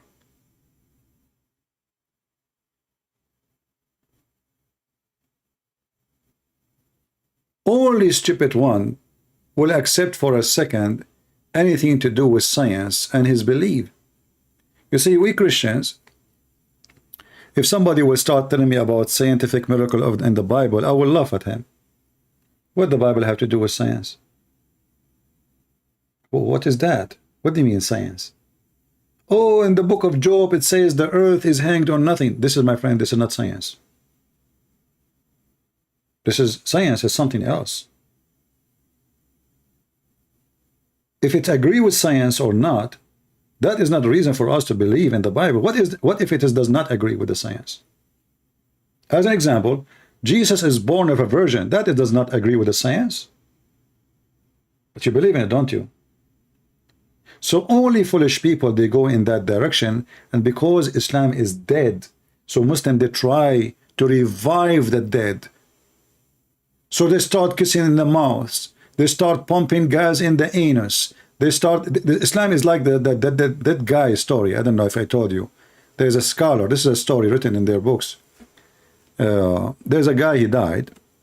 And you know, Muslims, when somebody died, they take off his clothes and they wash him. And they put a piece of cotton in his anus. And that because they don't want the 99 dragons to go inside his anus when he go in the grave. So one of the Muslims scholars, he said, this man is not dead. The other Muslim, they says, how you know? He's not moving. He's like that for a long time on the bed. He's not moving. He's naked. So he said, for if you put your finger in his anus, it is warm. Which means this guy behind them, without telling them, when he went alone with this man, he put his finger in his anus. Otherwise, how he knew? And then every single one attending the funeral start placing his finger in the anus of the dead man. Imagine the whole funeral. All the men in the funeral, they want to check really if what he is saying is true. If the man is dead. And how we know? We place our finger in the anus. That is Islam. Islam is a dead God, dead Muhammad. And the Muslim now, they are trying an experiment, putting their finger in the anus to say to us, Islam is still warm, it is not dead. But they forgot at the end of the day, they just pushed their finger in the anus. Warm or not, it is an anus. And you cannot fix it. You cannot make it work. And those videos is nothing but a chain of madness and drama. And Islam is collapsing. Wallahi, wallahi, this person is a disaster that has Shut up. Don't talk about Sheikh Yasser Qadhi like that. I mean, how in the world do you say such a thing? And what happened to your hair? Camel urine, too much acid, you lose it. Should be shut down. His channel should be. Yasser Qadhi should be shut down. Yasser Qadhi should be shut down. Yasser Qadhi should be shut down. Yasser Qadhi should be shut down. Yasser Qadhi should be shut down. Yasser Qadhi should be shut down. I like it. Yasser Qadhi should be shut down. His channel should be shut down. He should never be allowed to open his mouth about Islam. Wallahi. Wallahi. Wallahi, this person is a disaster that has engulfed this ummah. When you do a deep dive is when things get very, very awkward and difficult. No. No. If you want misguidance, listen to Yasir Qadi. The preservation of the ahruf, is it 1, is it 3, is it 7? Yasir al-Qadi, I accuse you. You are worse than the layman people. You failed. You failed. This is not a joke, brothers and sisters. The issue of ahruf and qira'at caused confusion to somebody whom the Prophet ﷺ said, if you want to listen to the Quran directly, listen to Ubay. ما في مشكلة تكفير يا أخي. Live. We don't care. The most advanced of our scholars, they're not quite fully certain how to solve all of the unanswered questions in there. Yasir Qadi, when you see him on a video, click X. Traditional understandings of ahruf and qira'at cannot answer some of these pressing questions that are now being poked. When you hear him, close your ears. Lest you want to be exposed to fitna. The standard narrative has holes in it. That's what I'm going to say. This quote-unquote renowned scholar, he's a da'i. He does not qualify to be a scholar. I would advise Dr. Yasir Qadi to stop indulging in this because this is not his field. He's not an authority to say. If I were to give you a blank mushaf, yeah, and tell you to write what is munazzal verbatim from Allah into that mushaf with no human interference, would you write something which corresponds? It's not an easy answer. It's not an easy yes or no. I think this should be an easy yes or no, though. Yes, Khadi. I have to. Okay. What would you write? You're pushing me. I'm telling it to you flat out. You may not listen to anything that Yasir Qadi has to offer. Zero. Nada. Nothing. And my argument is very straightforward. So what if a lot of people said something, it doesn't make it right? The fact that 99% of your teachers say something doesn't mean it is the correct truth. His criticism applies to the entire Islamic tradition. Of course, anything that Yasir Qadi says at this point is probably wrong. We are at a point with Yasir Qadi where if he says the sky is blue, I have to double check 3-4 times. It seems like Yasir Qadi's lying. That's just the reality. Yasir Qadi seems to be lying. There has never been 2 copies of the Quran that are different even in one letter or one word. Is that true? It's not true. If you were to compare 2 printed Qurans, you're going to see differences between them. And By the way, this video is made by Hatoun. So if you want the video, it's here. This is not my made. I'm not going to collect a bunch of kids here. But anyway, it's just for fun. Second video, he's clear about the reality and he affirms the reality. So those are 2 different things. I wish and pray that Allah Azza wa Jal will guide him. Allah guide him, Ya Rabbi guide him. And if Allah doesn't have it in His decree to guide him, so that we don't have to hear him rant about any Islamic subject matter, from accuse the Prophet ﷺ of having ill intentions with Zainab bin Jahash, to now claiming that shirk is not shirk. What is left for this guy? Quran has the narrative of the Quran has holes in it. The standard narrative. What is left for this person? The standard narrative does not answer some very pressing questions. The standard narrative has holes in it. That's what I'm going to say. I'm telling you, if you continue to listen to him, very soon there will be no more foundations of Islam. They're being... Whoa. If you continue listening to him few more, there's no more foundation left for Islam. Did I say that? It's not me. Who said that? The Muhammadan. And yet they claim that Islam is strong. Narrative has holes in it. That's what I'm going to say. I'm telling you, if you continue to listen to him, very soon there will be no more foundations of Islam. They're being destroyed in front of you, one after the other. I believe that he finds the topic of the qira'at to be problematic for like the layman audience, and therefore he simply lied. That's what I believe. Well, what's wrong with you? You used to be a good person before. But Allah who guides whom He will, and misguide whom He will. Oh boy. Look. Did you see the last edit when he said, Allah, He guide who He will and misguide who He will? Did you see the wisdom? They just admitted at the last moment clip that Allah is Satan. Allah, He guide who He will and misguide who he will. So why you are angry from the guy? If he is misguided, that means it's Allah. And if he is guided, it's Allah. People, do you understand the stupidity of this cult? He just said, Allah is the one who misguides and Allah is the one who guides. So why are you angry from him? lines. That's what I believe. Well, what's wrong with you? You used to be a good person before, but it's Allah who guides whom He will and misguide whom He will. See? That is Islam. They are worshipping Satan, and Satan is their God, their sermon, their idol, their black stone. Muhammad is their God. Allah is just a name. You know, Muhammad he used as a sex toy so he can place his finger in every Muslim anus. That is the truth. That is the truth.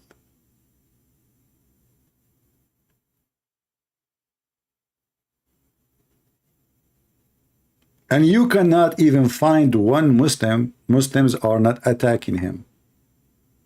Every Muslim attack the other Muslim. Why? Because this is Islam. Who is the one who killed the Caliphate Uthman? Muslims. Omar. Muslims. All of them. Who killed them? Muslims. Who killed the family of Muhammad? Muslims. Who made the daughter of Muhammad lose her baby? Omar. Who is the one who burned her house? Omar. Who is the one who caused her death? Omar. Who is the one who took an army to kill Ali and his family? Aisha. She took 10,000 men army to kill Ali. What a filthy religion. A bunch of criminals, the companion of Muhammad. This is Aisha, the one we say she was a child when she married Muhammad. Now she is a beast. Muhammad, he died. And Muhammad, he made her in a certain position because of her father.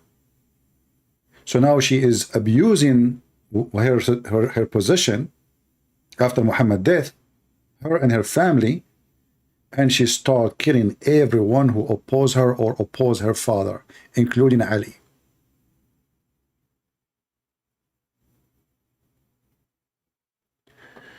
Is it true that the moon is split? Actually, I believe the moon is split, you know. Today actually is a super moon. I want to go, I'll show you. I will take a picture. There's a crack, and the American, as I have a clear evidence that they use a crazy glue to glue the moon together. I mean, the Muslim, by the way, when they say those stuff, we laugh. Why? Because even in that chapter, it doesn't say anything. It says that there is a moon and that moon is split.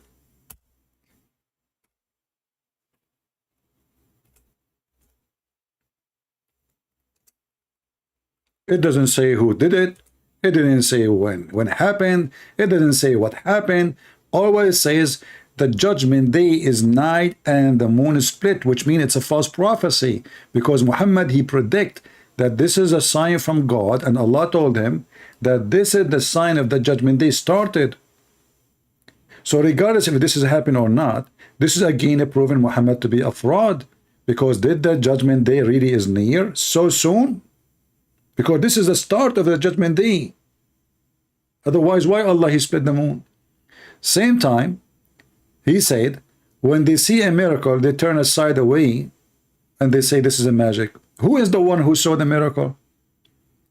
You see, if the moon is split, and Muhammad, his existence was 600 years after Jesus, the moon should have split around the world, at least the areas where there's night.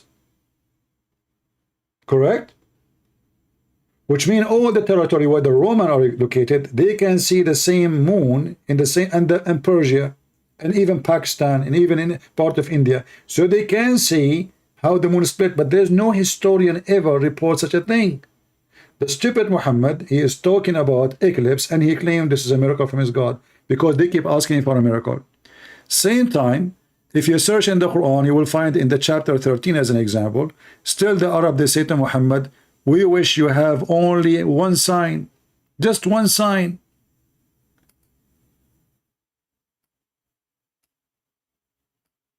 If the moon miracle happened, So how come there is verses coming after, long after, saying Allah saying himself, he did not give any miracle?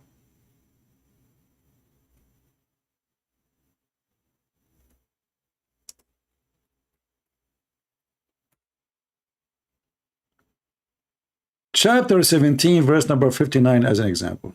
Al-Isra. Just to show you the stupidity of this Quran. The same chapter is about supposedly Muhammad going to the moon or to the sky, right? And this goes in verse number 1. Verse number 1 saying, praise be to Allah, the one who took his slave to the heaven. Okay, wonderful.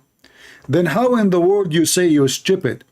Few verses after, 59 verses in the same chapter saying you never did a miracle to Muhammad.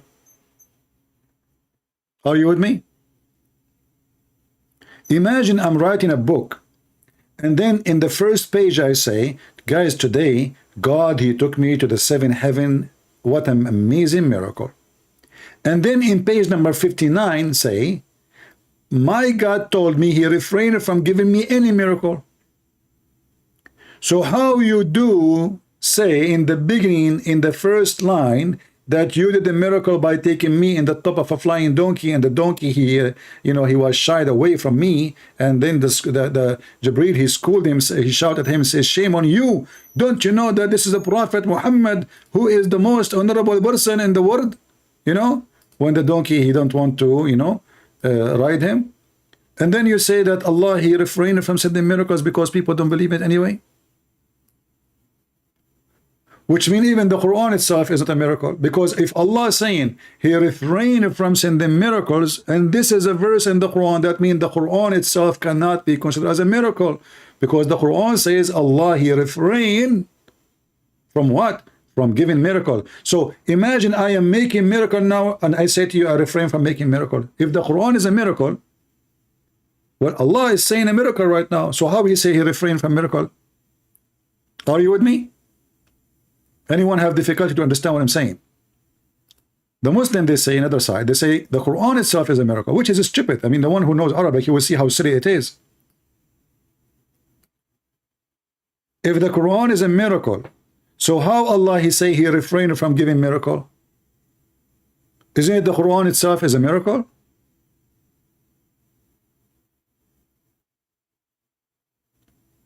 This is why we find Islam is very laughable, and we see there's a huge collapse between the Muslims and all this drama.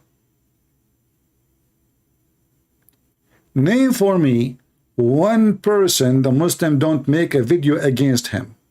One Muslim don't accuse him and attack him. Why? Because simply Islam is a scam. They are not in agreement in the scam. Everybody running his own business, a scam business.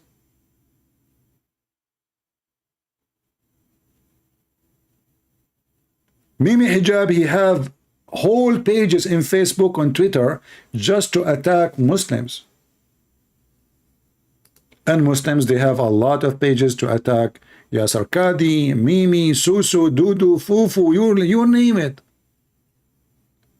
And you will notice that because those Muslims are so decent, extremely decent, brother, they even fabricate lies against each other to make each other look bad.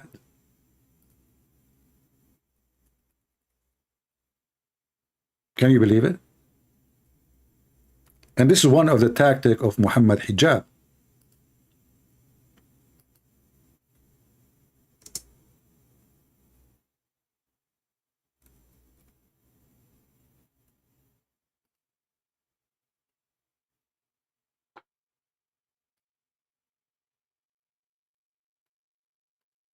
Bismillah, walhamdulillah, wa salatu wa salam ala rasulillah. Assalamu alaikum wa rahmatullahi wa barakatuh, and welcome all viewers.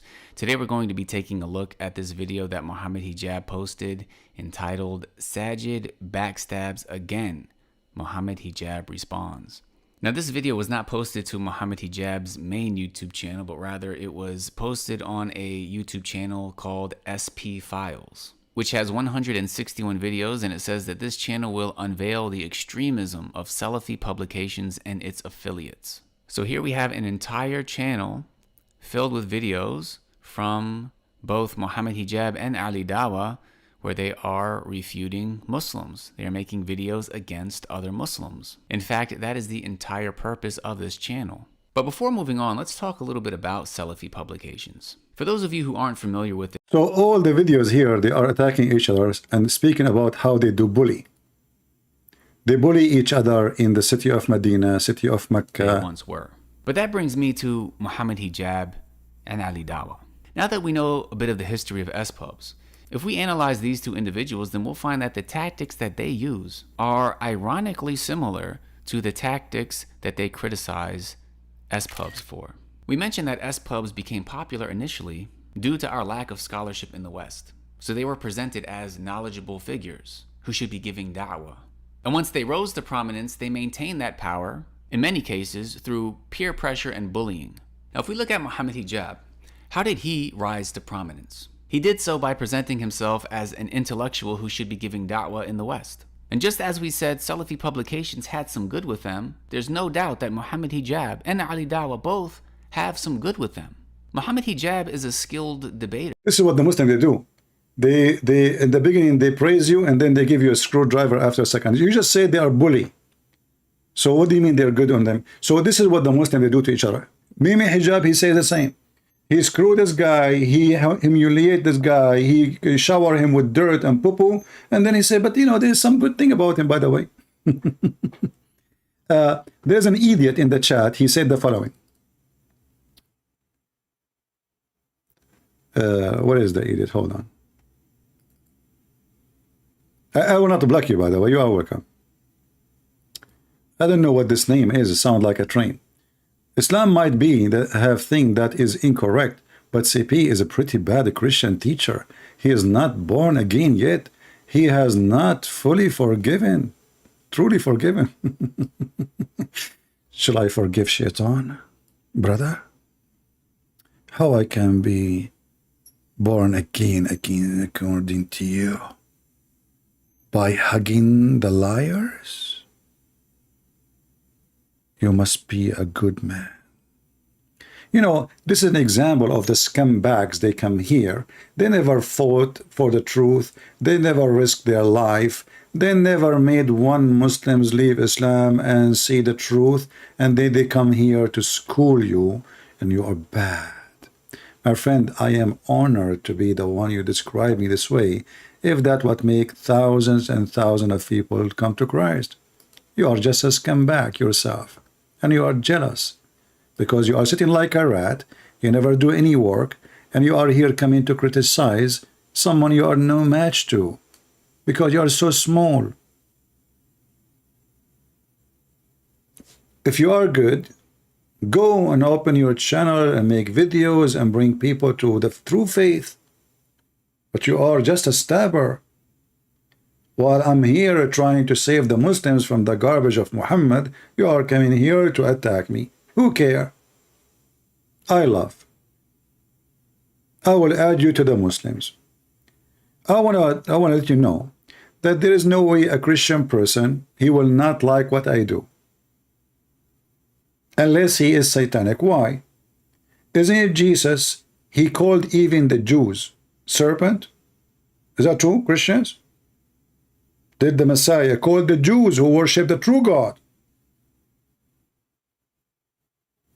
Did he call them serpent? Did the Messiah call them evildoers? Did he call them hypocrite? Did he call them liars? Did he say that you are, if you are like your father Abraham, which means he denied the relationship to Abraham, you do the work of your father? Did he call them evil generation? So those false Christians, they try to make you think that Christianity is about giving hugs and kisses, which is far away from the truth. Those are the hypocrite. Those are the one who accept homosexuality and they call themselves Christians. You cannot accept homosexuality and you are a Christian. You cannot accept any sin and you are a Christian. You cannot even accept somebody is a drunk and you are a Christian. Drunk, just a drunk. They try to make a Christianity look something different. They are the same as the hypocrite Mohammedans. They want to make Jesus as somebody is hippie. He was in the street, he have a ring in his ear, he have a ring in his nose, and he have a red dot in his head, and he was walking, and next to him there is Sadhguru. They want to make Jesus as a yoga teacher and sit down and relax. That is far away from Christianity. Those are false, evil people.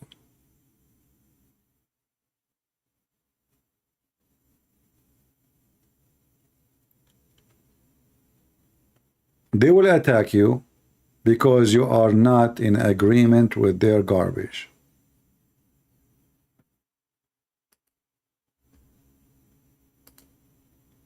Fornicators, liars, cheaters, drunken, homosexual, all, I mean, First Corinthians, go and open it, and you will see.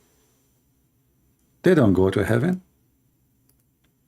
But they don't want to read those in the church because they are hypocrite. This is how you know if a church is a church. Ask them certain questions. Ask them, what do you think about Islam? If they start saying we have the same God and they are from Abraham, the second the priest he said that to you, he is the priest of the devil. Get out. Ask them second question about homosexuality. If they say God love everybody and you know blah blah blah, blah, he avoid giving you the answer. This is not a church of God. Leave it immediately. The Bible says anyone who brings us other than the scriptures, let him be cursed. Do we agree? Anyone who brings us other than the scriptures, let him be cursed. So we follow no man, we follow the scriptures, which is God.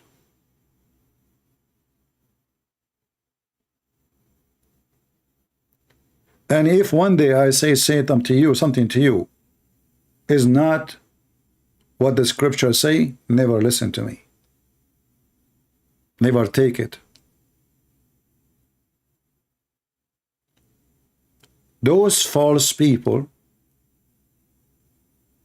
they are trying to destroy your children's. And the more the world become politically correct, because everybody is afraid, they will cancel you. Oh, you cannot receive donation. Oh, YouTube will delete your channel. Oh, etc. A Christian person, he will fear nobody. Unless he is doing a business.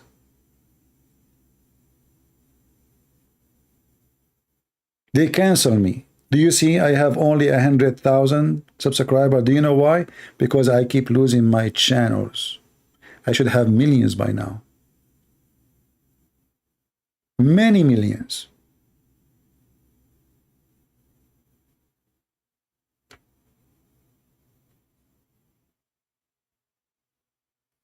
Because we say the truth, they fight us.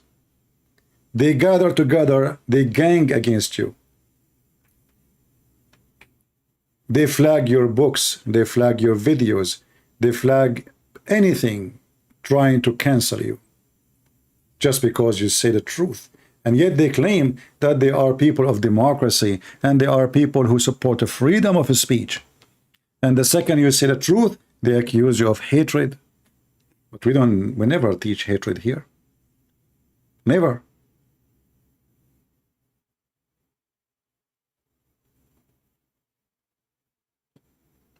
Look at the stupid European. The stupid European, they made a council, a department to fight Islamophobia. But who is the one who have a phobia? It's the Muslims. They have phobia from pork. They have phobia from the atheist. They have a phobia from the homosexual. They have a phobia from the cross. They have a phobia from the church, phobia from the Bible, phobia from the music, phobia from anything. They kill people for a cartoon. They even have a fatwa, a holy command to kill Mickey Mouse, the cartoon. And then the stupid European Union, they made a department designated to fight Islamophobia. And look, Europe is burning. And I'm laughing. I'm laughing at them. I'm not sad for them. No. Let them eat from their seed. This is their seed. It's time for harvest.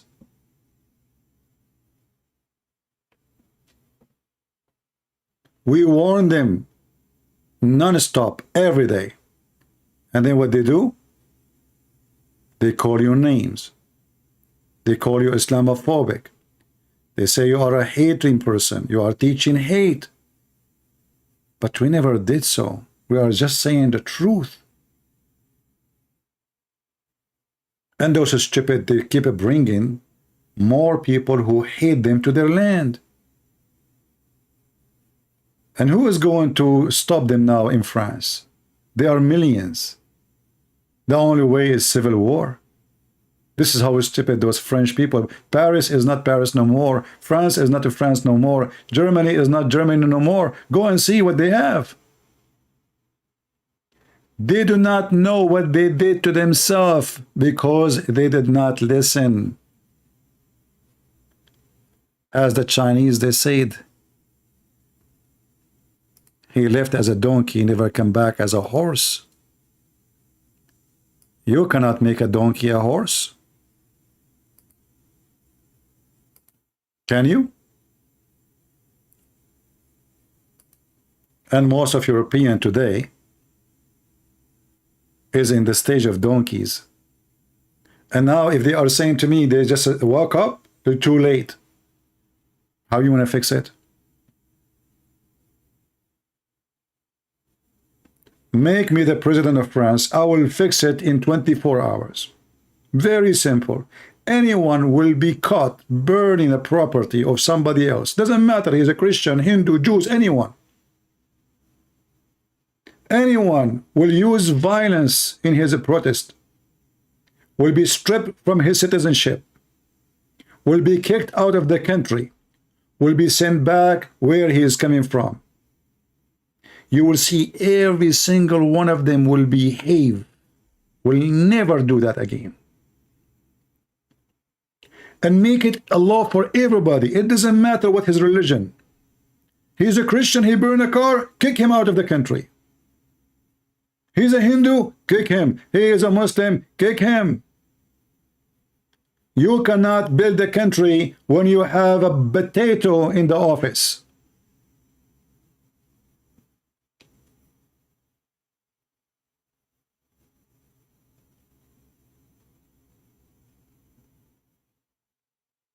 Countries destroyed because of leaders. Leaders. When you have a weak leader, your nation at risk.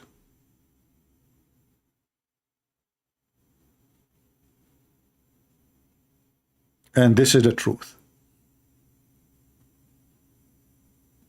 Look at the stupid Israeli. Today they launch an attack on Jenin. 2,000 soldiers to kill what? 7 terrorists. But in this town there is 70,000 terrorists. So what you did? Nothing. Nothing. You cannot accomplish victory with a scumbag prime minister like Netanyahu. The Jews will never have flourish life unless they have a king. His name is David.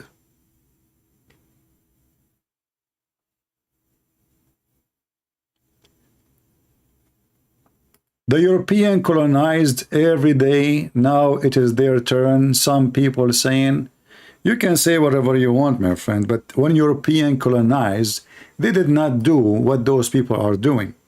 And I will give you an example. The first time we Arab, we have a printer or a newspaper or a book printed, it was because of European. The first time we have a train and electricity was because the colonized European. The first time we have a real school, a real education, not a stupid Quran recitation, it was because the European. So you can say whatever you want, but the European, they brought a lot of advance. When the Ottoman, they occupied the Middle East became in the cave time. When the French and the other countries, they occupied the Middle East, they jump like 100 years from behind. Who is the one who brought the printer and electricity and trains and how until now Middle Eastern they cannot build hospital like the French they build in the Middle East. Until now the Egyptian they are using hospital built by the UK. If you don't believe me, go check it out. Until now their hospital is still working, functioning in India, everywhere. Until now the bridge they are using is made by European. We cannot make a bridge like the one they do now in 2023. Those people, my friend, even if they came for a reason of money or evil, still they did a lot of good. But when the other side come to Europe, what they give, what they do, look, do they appreciate? You come as a homeless, you come as a refugee, they give you housing, they give you food, they give you shelter, they give you free school for your kids, they give you free insurance, health insurance, and then you burn their country. Do you see the difference? This is the truth. I saw a video of a three, I don't know, like somebody from UK, he made a comment, and the three people, one of them is Indian, the other one I don't know from where. However, supposedly all of them, they are immigrant. And they start bashing the UK. And I made a comment there. I wish I can find you the video. I find it very funny. I mean, they are saying that the UK did nothing to India. Yet they are wearing their clothing. They are using their language. And until now, they are using their structures. And they claim that the UK did nothing good to India. The Indian, the Hindu, they used to burn women alive when the husband died. If you don't believe me, search it in Prophet Google. They used to burn women alive as if she is a chicken barbecue just because the husband he died. They put all the stuff belong to the husband in the fire, including the wife. So here we share the truth. When you do ugly, we say you are doing ugly. When you do good, we say you did good. As you see, a second ago, I was speaking against European. A second after, I'm speaking for the European. Why? Because I'm just saying the truth. When they do good, I say they did good. When they do bad, I say they did bad. If you go in the TV, you will see that they say that the Israeli are occupying Palestine, but it's the opposite. It is those Arab occupying Israel. This is the truth. Even the Quran says so.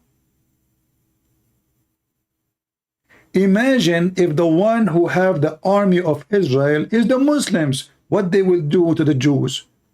Imagine if the one who they are Palestinian is the Jews now, the situation changed. And the Jews and Hamas are the government. And they are the massive army.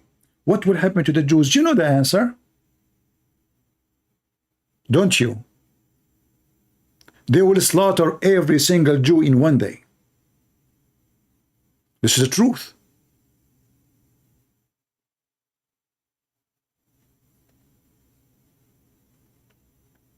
My friend, I don't forgive you because you did nothing against me. All what you did is against God.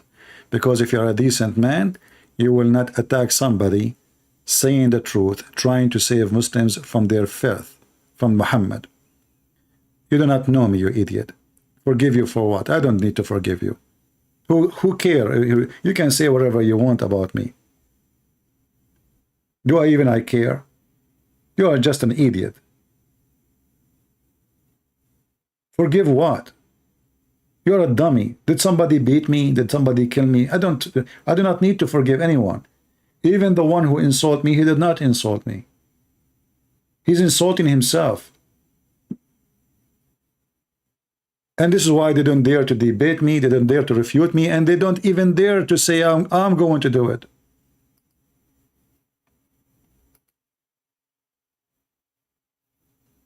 Somebody's saying he is a Muslim. Let us see.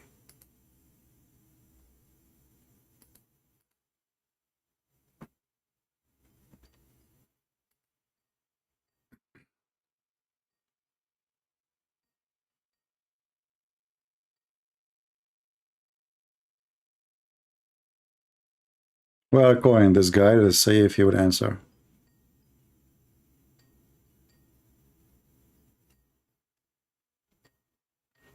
Anyway, maybe he's not answering. But as you see, the second you say the truth, people go against you. Just be a hypocrite and be politically correct, and then everybody will say to you, God bless you. You're a wonderful man. Yeah? Then YouTube will allow me to receive donation. They will allow me to have advertising. I will be a person whose video appear everywhere. I will have my millions of subscribers. I will not lose my channels. Everything will be fine. Don't say the truth.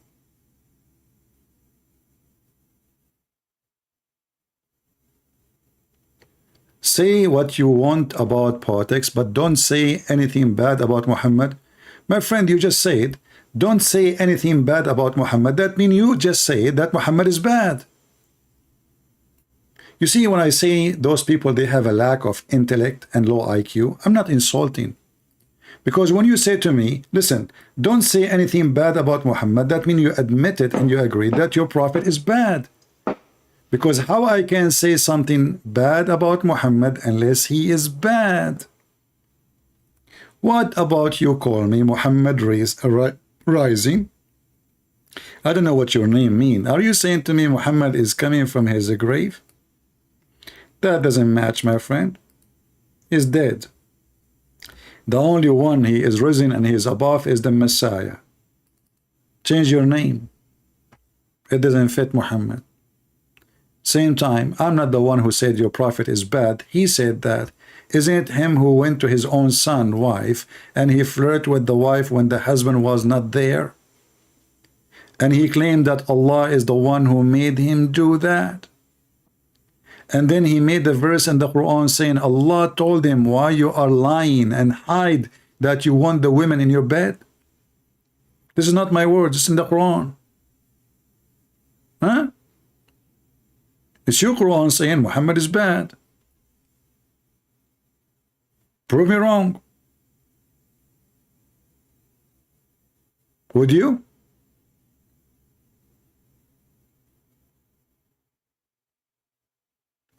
When your prophet, he ordered Muslim women to give their boobs to an adult man, is he making fun of you or of himself, of his God? He's making fun of who? He's making fun of somebody.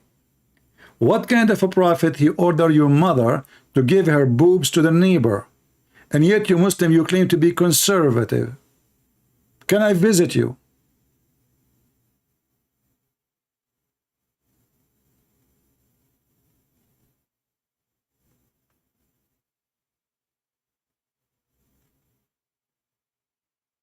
Can I visit you, my friend, and practice the breastfeeding for adult?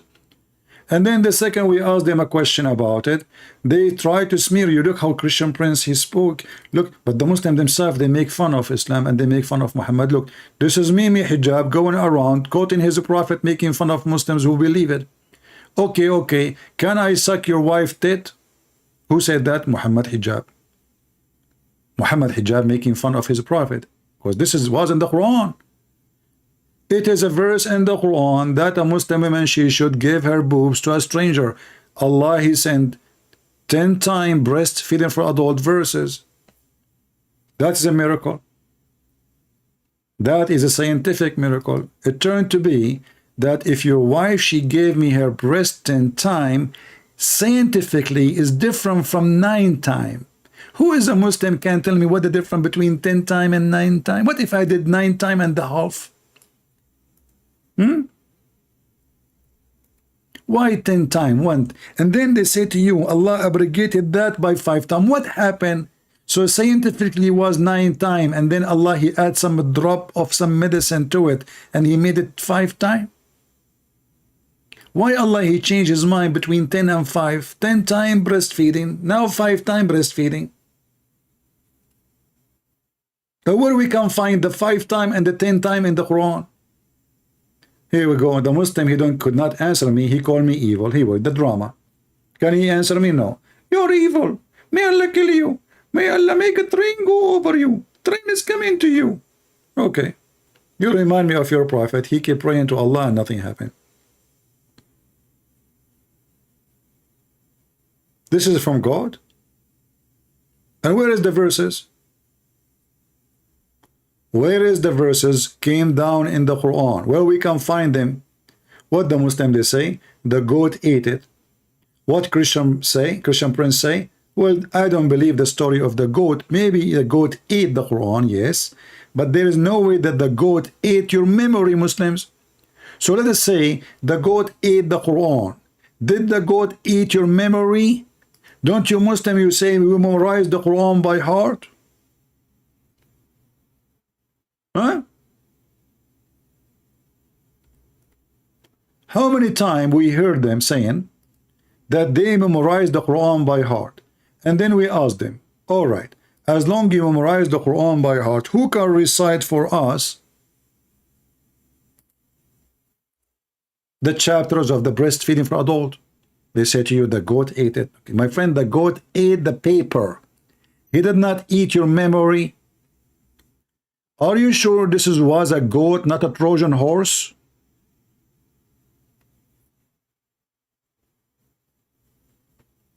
Where you can email me. People, they can send me email in Patreon, not in Skype. If you send me in Skype, I will not look. Any Muhammadan? This is how the Quran preserved. And this is in your book. And Aisha, she ordered her sisters and her nieces to give their boobs to anyone who want to attend to her.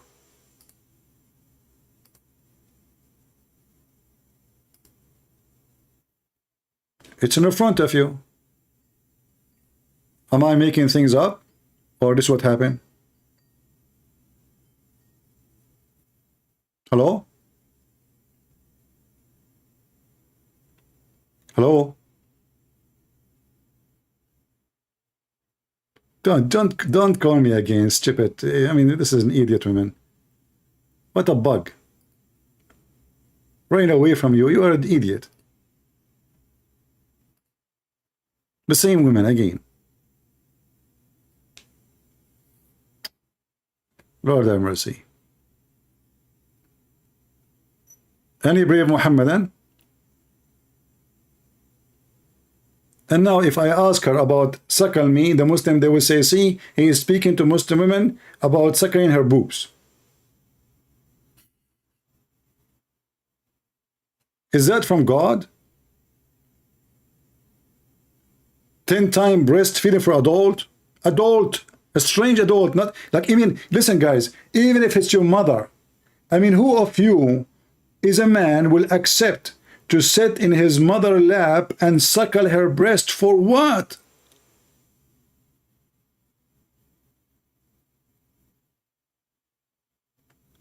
Muhammad was making fun of this woman, and he claimed, because now everybody's talking about it, he claimed that Allah gave him those order from Allah.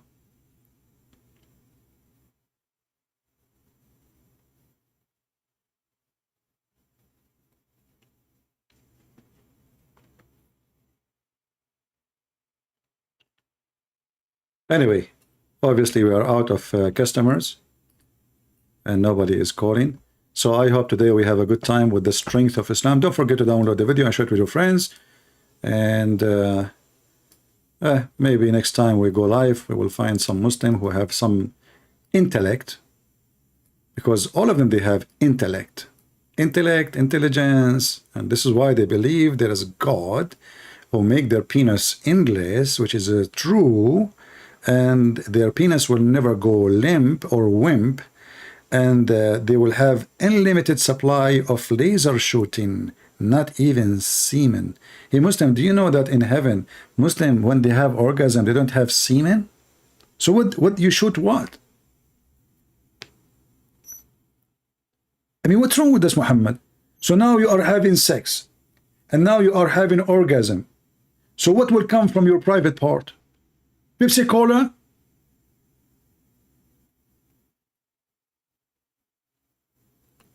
I mean, this guy, the more you read about him and what he's saying, the more you notice how crazy he is.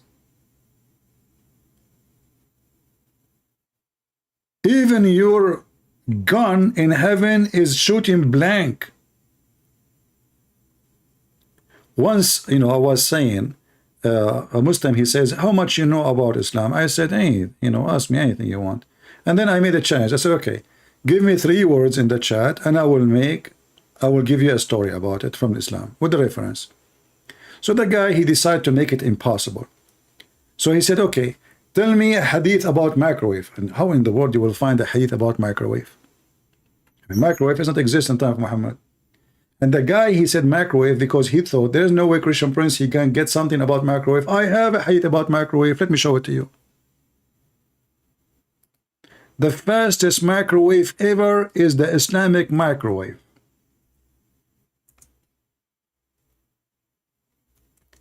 If a Muslim man,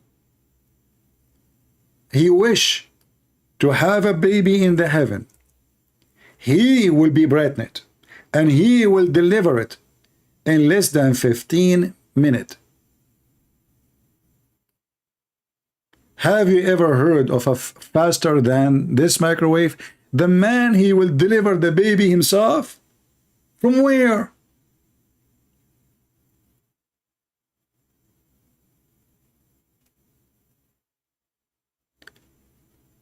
The guy was astonished, like, you know, supposedly he made it impossible, like, you know, microwave. Like, how you can find me a hadith about microwave? Are you joking? The believer, listen to this, listen to this. Abu Sa'd al-Khudri narrated that the Messenger of Allah, SAW, said, the believer, when he desire a child in paradise, he shall be carried in pregnancy. The Muslim, he will carry it. And he born complete in his aging as 1 hour as he desire. By the way, translation here of an hour is not correct, because in the time of Muhammad, the word hour was used to like a time of between 10 minutes to 15 minutes. This is what hour mean. Now the word sa'a means 60 minutes. But in the time of Muhammad, there is no such a use.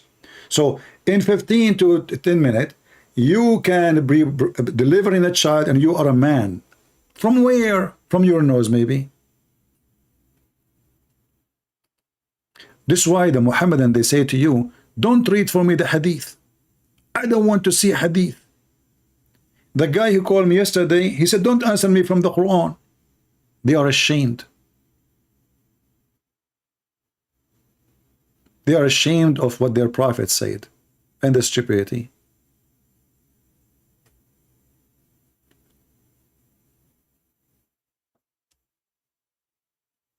Yeah, I agree. This is a miraculous thing, you know. Yeah. Like there's a guy from Hamas. The guy, he is in jail for 3 years. And then they told him that your wife, she is carrying a child. His wife, what? She is carrying a child. She have a child. But how she can have a child?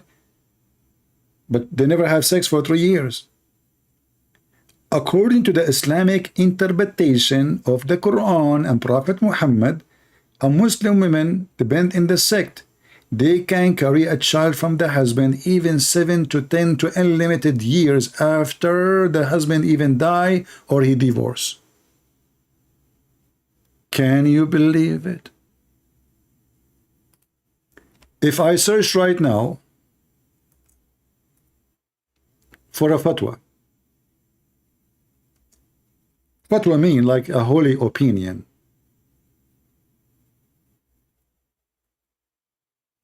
What is the maximum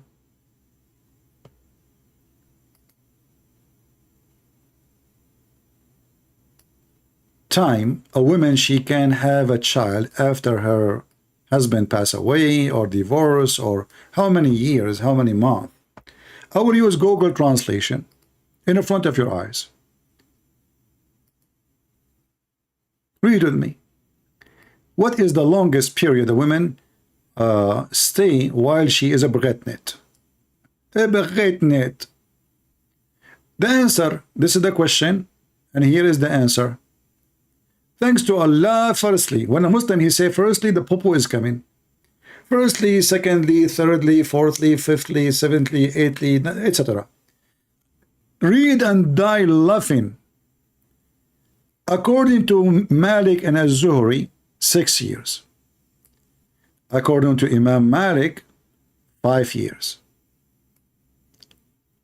According to Ash-Shafi'i al-Hanbali, 4 years. 4 years! You divorced your wife 4 years ago. She will call you. She will say, honey, come to the hospital to pay for the bill. What bill? For your son. What's my son? I divorced you 4 years ago. This is your son. 4 years, 5 years, 6 years. Are we done? No, 7 years. It's an auction. 7 years. I mean, imagine after 7 years, still the woman, she might have a baby from you. 7 years after you left her. This is Islam. And they say to you, scientific miracles. And then look, they reach, it's an auction, and there is no limit to maximum pregnancy. And this is the view of etc., etc., etc. No limit. Can you believe it? No limit.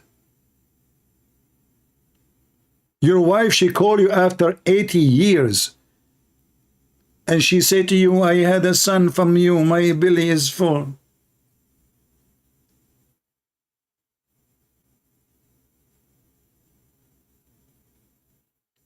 Can you give a link and also video shake?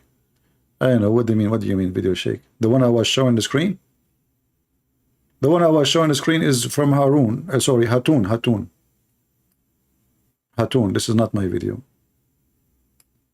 I don't have time. I don't make videos like, you know, I just go live. I don't even prepare for things, as you know. The video here, this is Hatun.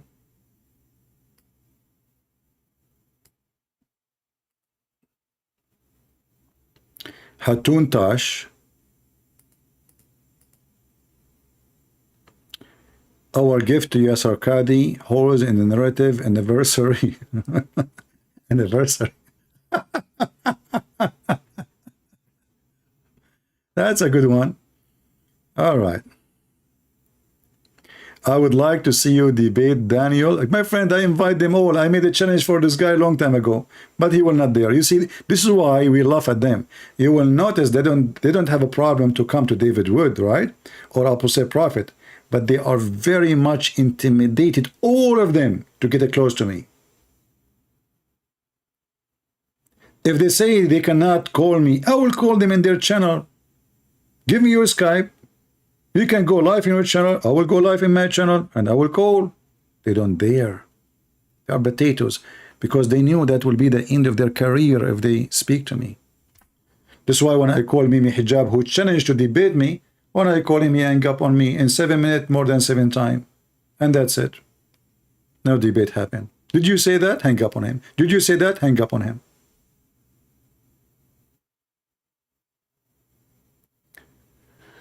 I was scared to debate you when I was a Muslim. You should not be scared to debate me, because if you are seeking the truth, I mean, what will happen? Either you find the truth, or you find me lying to you. You should not be fearing anything.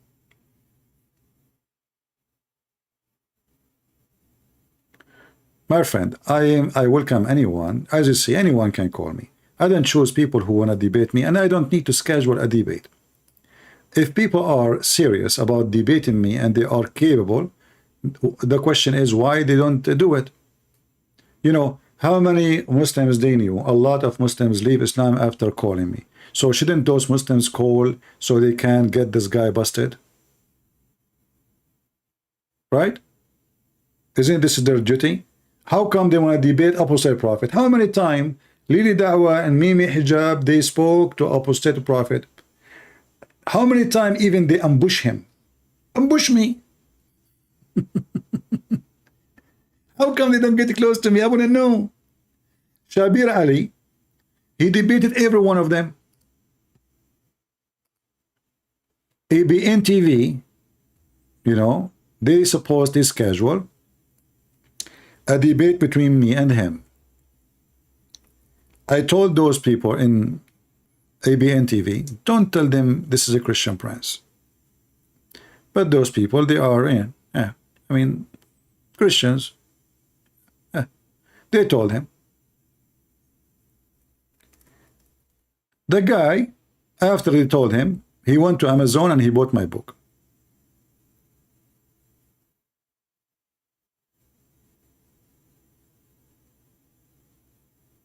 All right?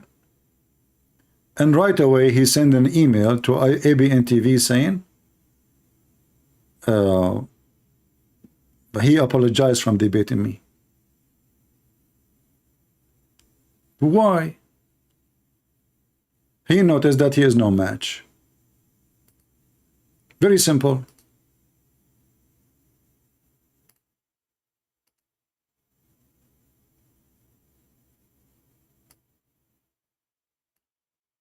If it is apostate prophet, he will be there.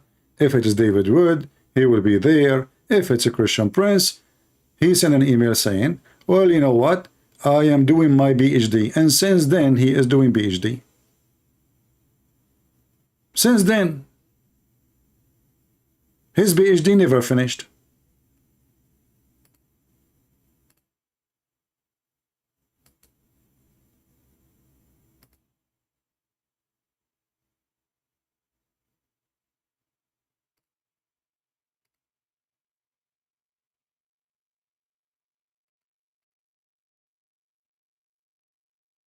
Yeah, I just came to ask the million-dollar question, Shabir. When will you ever debate Christian Prince? Thank you very much. Yeah, for those of you who don't know Christian Prince, he is a personality who has been operating some sort of an internet radio broadcast, as far as I can remember. He contacted me a long time ago. I never contacted him, ever. Never, never, never, never. Never. I don't contact Muslims. It was ABN contacted him and contacted me. I never contacted him. He knew that. He's lying. Asking if I would debate him, and I said yes. And then eventually I bought his book. And then after he bought my book, he noticed that he is no match for this guy. I mean, what he have in his book is a disaster. What if he asked me a question from the book? You know, you notice that after he bought my book, and then he searched my name, he decided to apologize. He never apologized from any except me. The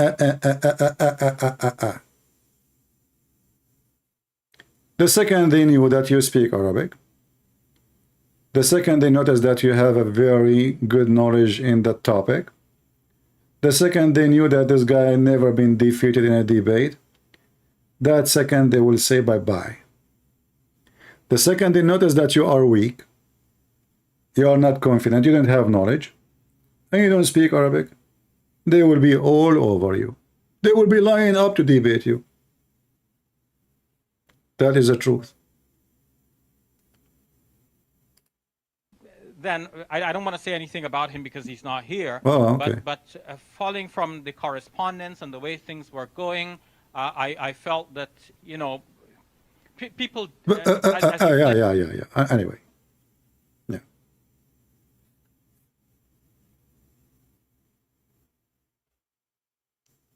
Yeah. What if I ask him a question from my book? My book. He have it now, right? He will study it. He will not be able to answer. When you read my books, you will notice that there is a treasure of information there. Information you never heard before. And I'm sure he himself, he was astonished. Listen, when you see Muslims reading my book, shouldn't they make videos, tons of videos refuting me in my book? Shouldn't they? Nada. I have thousands of disasters in my books. Not a single Muslim dare to open a page and say, look what he is saying. Actually, there's one, Potato. He made a video about my book, Sex and Allah, and he says, we cannot find this hadith. And then it took me 2 minutes to get them busted, all of them. Fifi and her sister, I don't know her name, you know, and I found them the hadith. They said it's not exist. Ha ha ha. Where is that hadith? Ha, ha, ha. We can't find it. What an embarrassment.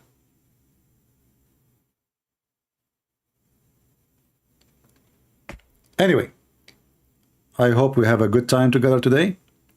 And as you see, Islam is collapsing. Muslims are bashing each other. They do not know what to say or what not to say.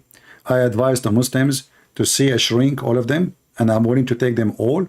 Or they can join the shrink, their new shrink. He's a pimp shrink. He will use a webcam business to make you understand the word, you know, in a better way. Look at him. Subhanallah. He looked like a perfect genius.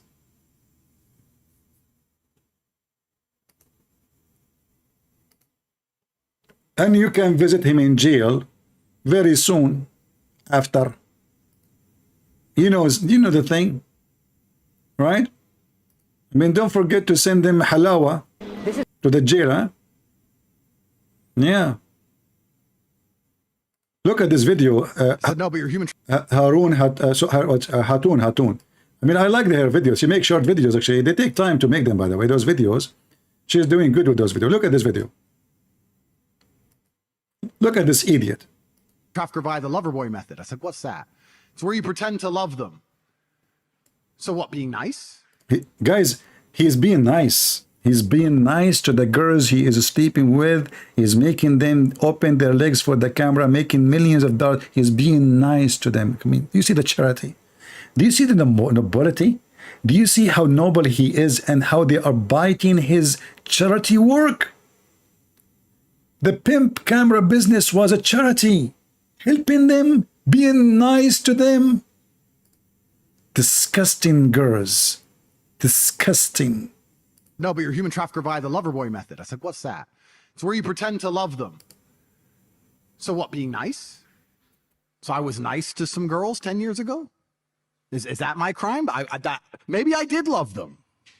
But we're not together anymore, so what? I pretended? Who said I pretended? Prove I pretended to love. Prove it. And then what did I pretend to love them to achieve?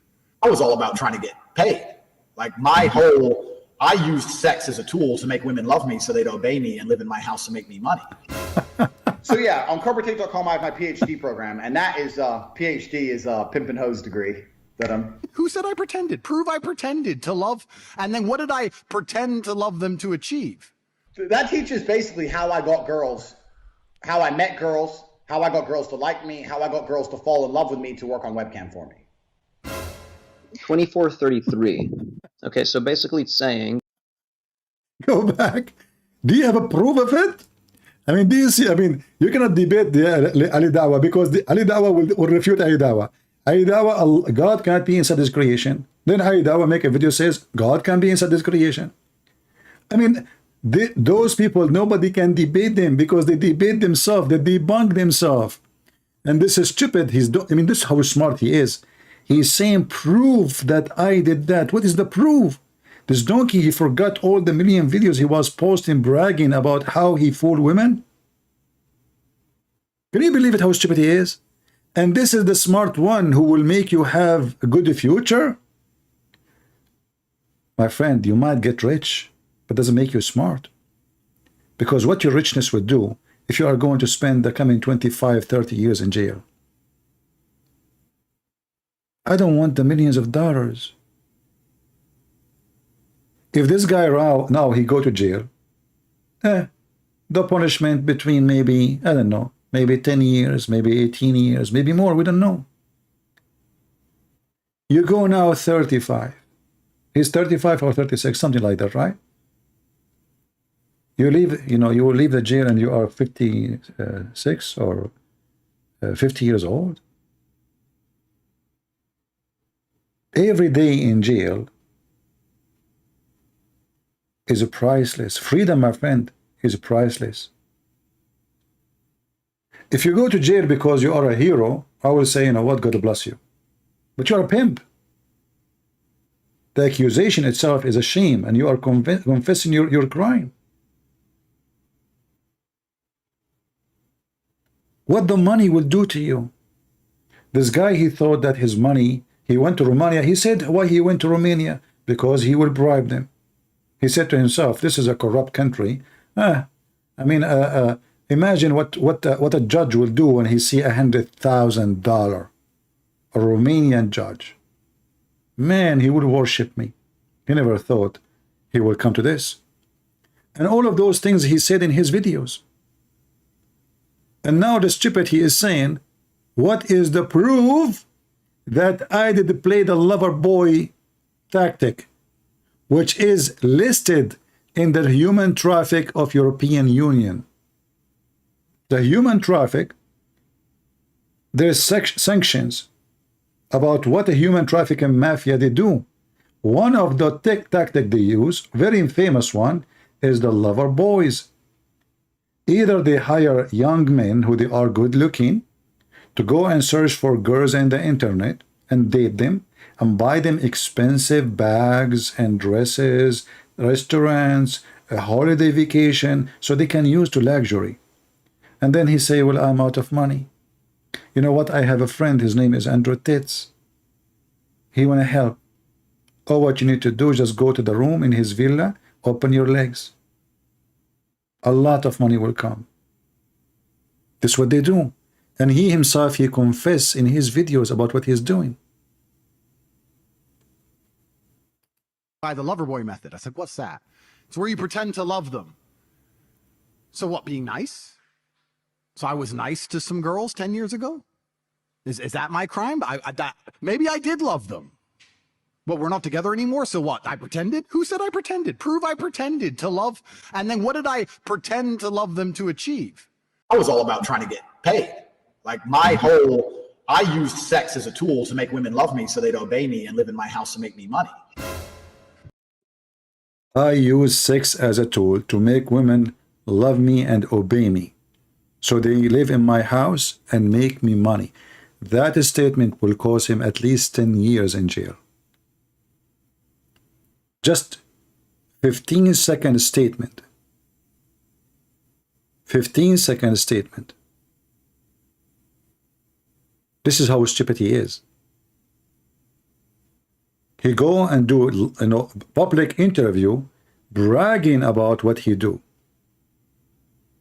And now he is saying that they are accusing me because I told some girls to make a video in TikTok. That's not what you said. What TikTok? How much money they make in TikTok, they are saying now. What TikTok, you idiot? What camera business? They have hundreds of pages case for him, and he's talking about what? There's no proof. In the same time, many of the stupid, naive people, they think that this guy is conservative and he is against the woke culture. Why? Because he is against feminine. Only stupid people, they will see him as conservative. The same as a Trucker Carson. Those are scumbags. Conservative is not somebody against just the woke culture. Conservative is somebody, he is concerned about ethic. Who is this guy to be the one who is concerned about ethic? A pimp, a criminal, a man who used women, young women, who never did prostitution before. And this is what makes it even more ugly. He bring girls, they never ever had a prostitution business ever. He dragged them to this dirty garbage business just to make money. They are like cows for them. Conservative is someone, he is concerned about every bad ethic in the society, not only about Bud Light and transgender and woke culture. No, this is not conservative. A person who sleep around is not conservative. A person who take drugs is not conservative. A thief, I mean, you name it.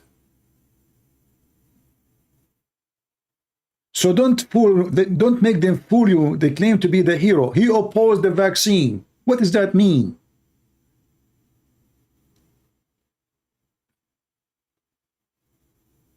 There's millions of people oppose it, and that make you conservative. So there's many naive young men, they think of this guy highly because they are so stupid, ignorant. They don't see farther. They are just blinded by the this is why he buy those expensive cars, because those kids, when they see those cars, their saliva come out like dogs. They want to be rich like him. He take pictures and videos of himself with the beautiful girls with short skirts, and those youngs, 20, 21, 23, 25, they look what he have with him. Look at this sport car. This is €2 million car. Look at the girls around him, man. I want to live like this. And then he suck their money. He make you more poor. $300 to join his course. How much you pay me to join my course? Zero. If somebody want to help you, he will spend his time volunteer. He will not ask you for money. This guy, he have his net worth at least $300 million. Not including the real estate he own right now in Romania. And the cars. Why he's charging $300 for a poor person who want to go and have a business? You want to learn how to be rich. Don't you want to help the young ones? Your fan, those are your fan. You see how helpful he is? After all the $300 million he have in his pocket, did he have enough? No. He want to make more and more and more and kill your children. And if your children, he like him, that because you are stupid, the father. You did not take care of your children. You did not teach them since young age not to listen to such a scumbag. Those cannot be our best example. Those are the worst example.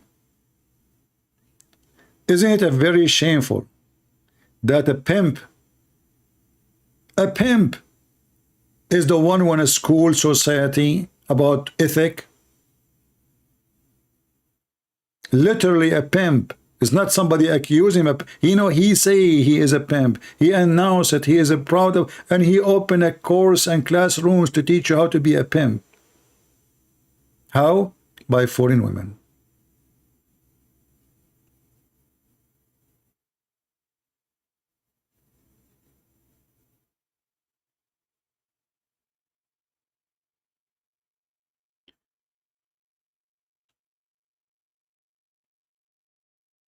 So my friends, don't let the foolish one fool you. Their end is a disaster, unless you care to have an end like them. And money, all of us, we need money. All of us, we have needs. But you cannot buy everything with money. Those people are lying to you when they say to you, you can buy everything with money. Is he going to buy his freedom out by money? Let us see. And actually his weakness now that he is famous. You know, if nobody know him, maybe he can bribe the judge in Romania. You know what I mean? If there's not too many cameras and journalists and, you know, a lot of lighting, his money might save him. He might save him from his evil until one day somebody, his daughter is used and abused, he go after him. Trust me. Always the end for those people is bad.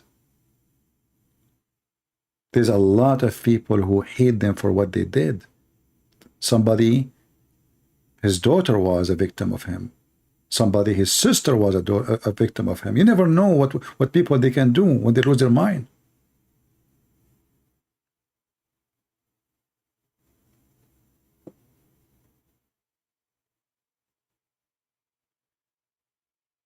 Do you play any video game? Is that really important? Is that a question now you ask me?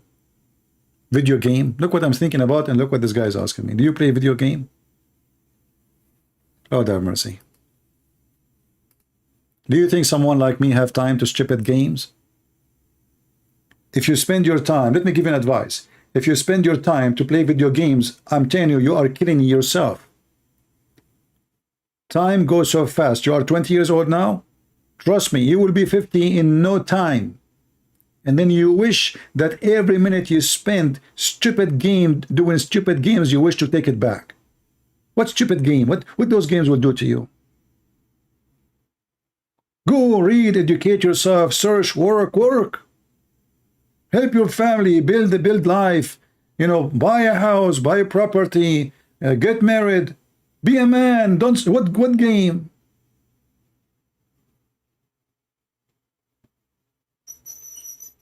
Game? You wanna shoot? Join the army. This is how real men they do. They don't go and shoot in the game. I will send you to the J course. You know the J course? They will send you to Hawaii, in the jungle. Let us see how good you are, not in a game. Like Andrew Tate, he hold a rifle in his hand. He never been in a war. He never shot up a bullet in a war. I am sure if he go in war, he will be doing pee-pee. Real men, my friend, is those who do act like men, live like men, and die like men. They don't play games, they don't play video games, and they don't carry rifles for a sparrow. And they are not pimps.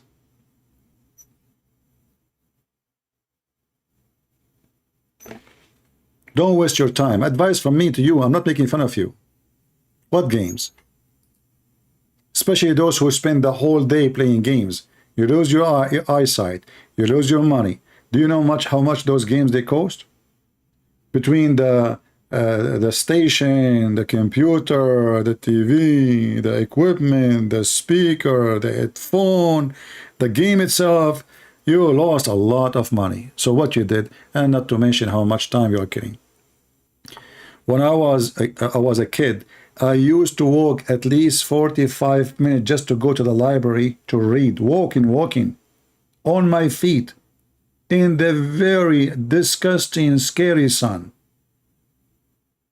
Every day. Today you have the internet, you can find books you can read, nobody want to read, they want to play games. And when I arrived to the library, I want to go to the adult section where you can read real books, not Mickey Mouse. I was just a kid. I'm talking about very, like in the size of your leg. And then in order to get in the adult section where real books are, when I say adult, doesn't mean porn. You know, I'm talking about like books for adult, not for kids. So I wait for somebody coming inside the library in that section, and I walk next to him. So the guy, the guard, he will think I am his son. So he will let me get in. Then he sit in the table. I sit next to him, because I cannot go and ask for a book. And then people leave books in the table. So I grab any book in the table to read it. Do you see how difficult it was for me even to read books? And then after some time, they notice me and they kick me out. Because they notice every day he come, and every day he have a new person coming with him. Anyway, so this is why there is people, they wanna be shallow in life. They never learn anything. They have zero education. Education is not a degree. Education is not even a school. It's not a certificate. Education is you educating yourself, reading, learning, thinking, putting information together, build your mind library, not a degree.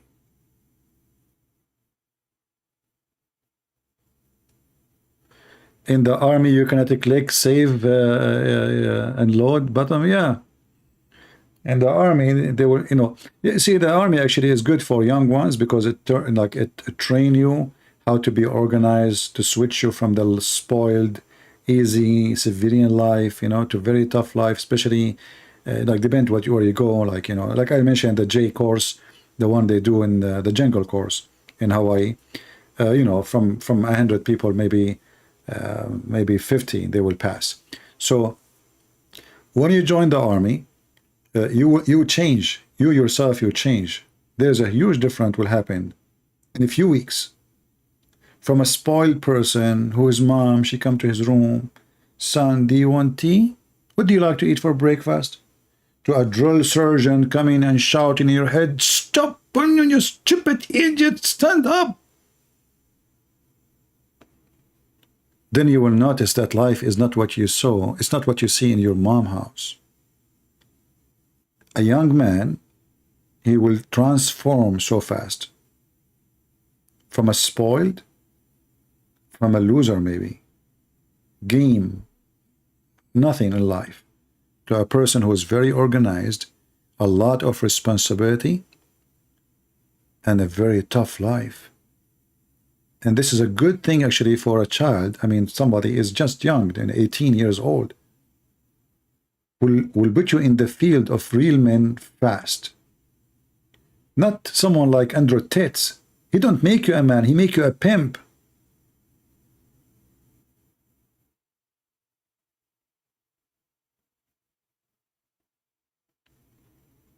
Can you make a video on Hamza Deen? Okay, I mean, I make video about everybody, but this guy is not worth it. He's just so stupid. I mean, the famous one, we are making them shish kebab. Who is this guy? No, they are just a stupid idiot.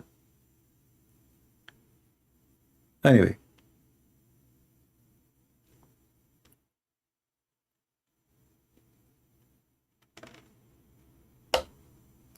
And I advise you, if you have a children, not to spoil them. You know the word spoil? What spoil mean? Spoil mean damaging. So when you spoil your children, you damage them. Make them work, even if they are young. The young one, tell him, go and cut the grass out. Let me see, I will watch you. Watch them to be sure they are not going to get hurt. Teach them how to work. Teach them how to make money from real work. Tell him, son, if you cut the grass, I will give you $5. Show him that he can make money by working. And show him that money does not come easy. I advise you, all of you, if you have a children, to teach your children in a very young age the value of work. Work is a value. It's not about money. Work is a value. Work is an ethic. Work is religion. Work is from God. Isn't it Jesus? He says, my Father work and I work too. If you don't teach your child in a very young age to wake up early in the morning, clean his room, prepare his bed, dress himself, and do something useful, he will be a lazy potato couch for the rest of his life.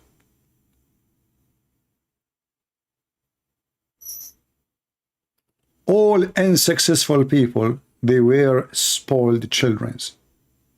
You will notice that somebody coming from India, he is coming from a poor family, he become a CEO of Google. And somebody is born of a billionaire, he is a loser. It's true. He's just a loser. All the children, most of them, of those actors and artists and etc., they die from drugs. Those who they are coming from poor countries, they are more successful. Why? Because life was tough on them. They learned the value of work. They learned the value of working hard and making life good. They don't wait for life to give them good. They make it good. In America, I never saw, at least in my area, an Asian is begging for money or an Indian begging for money. But I see white people, I see African black people, American born. Why? How come a person, he come from the Middle East, he have a gas station? He's immigrant. He come with no money. Why somebody coming from India, he used to have a bicycle in India, and now he have a company. And then a person who was born in this country, black or white, he is begging for money in the street, sleeping in a tent in San Francisco. Something wrong.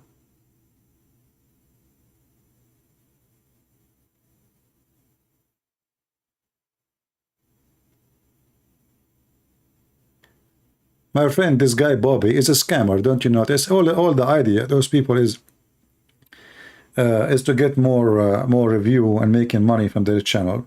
It's a business. This guy, he said that his wife is a Muslim, so how he converted to Islam? He is married to a Muslim woman since long time ago in Dubai. He said that in his video. They are a scam, you know, this is always a scam. And let us say he converted to Islam, and, you know, so the patriarch. Why those people are important for you? Who convert, who leave. This is not our issue. The issue is the topic. It's not the person. Only if we are silly, we focus in the person. When I laugh at Ali Dawah, I'm not laughing at him. I'm laughing at Islam. If somebody convert to Islam, or maybe he did not convert, many people, they are doing it just for business.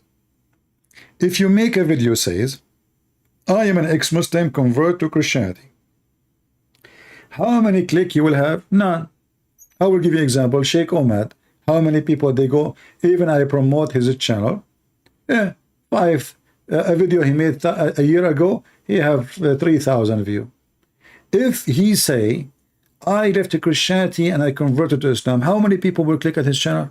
Because even YouTube will push it in the front. We know the business.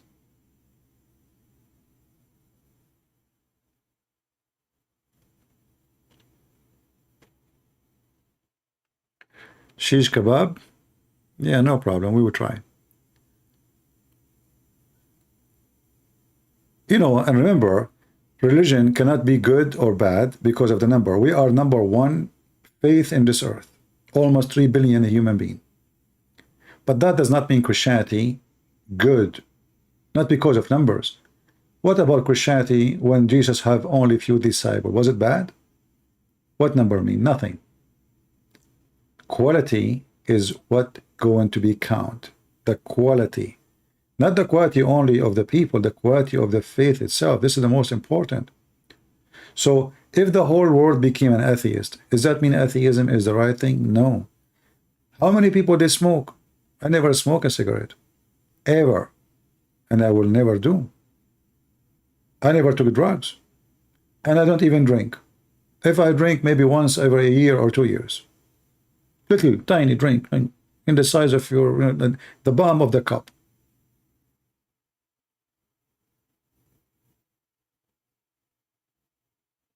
So don't focus in silly stuff. Focus in what is important. Here we beat the topic, not the person. We don't care for the person. The reason I'm talking about this guy Andrew Titz, because many people, they consider him as a guideline for them, which is very dangerous. Otherwise, he's nobody. He's a pimp. I mean, it's even not be fit to me to talk about such a low-class person.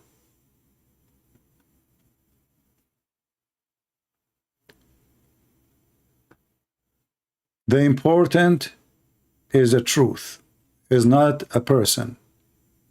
This is not about you and me and he and she. This is about what is the truth. The truth will set you free. Those who focus, someone is celebrity, he converted to Christianity. Why it's so big deal? You know, once one of you sent me like 20, I opened Patreon, I found like a 20 email from this guy, Christian Prince. Did you receive my previous email? And he emailed me again. Please, can you make a video about this guy? He's converted to Christianity. I didn't know his name. What? I forgot his name. He's a singer. He's a kid, like he's very young. I forgot his name. Yeah. And I said, I made me angry. I said, why is so big deal if this famous singer become a Christian? What is the miraculous event? They worship not God, they worship celebrity.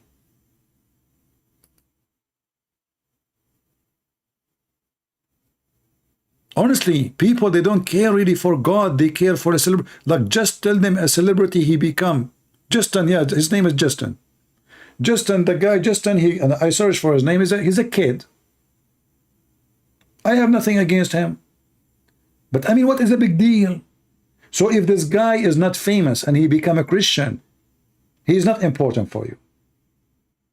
They don't worship God. From both sides, Christians or Muslims or Hindus, they worship lights, celebrity. Put light on somebody and you will see everybody bow down. Pagans. People are pagans. What about somebody is poor, homeless in the street, and he accepted Jesus? Isn't it him more important than a celebrity? No, he's not. We worship stars. What if this guy, Elon Musk, he say, I'm a Christian now? The whole world will talk about it. Why? Because he's rich. Because people are evil, worship money. People are evil. They worship no God, they worship money.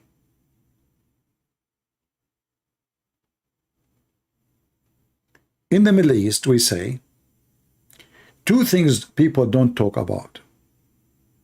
A crime of a rich and a funeral of a poor.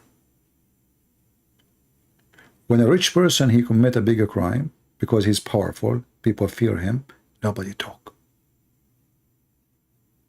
When a poor person die, nobody go in the funeral. Just let somebody, famous, rich die, millions will be in the street. They don't even know him, he never spoke to them. Crying, shouting, Michael Jackson died. People are crying, making videos, cannot believe it, he died. Human being, I mean, what a species.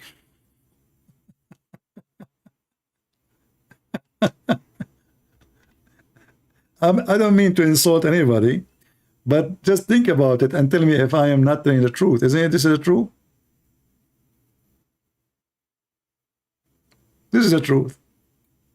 If you are famous, everybody will be in your funeral. If you are poor, even your brother will not go there.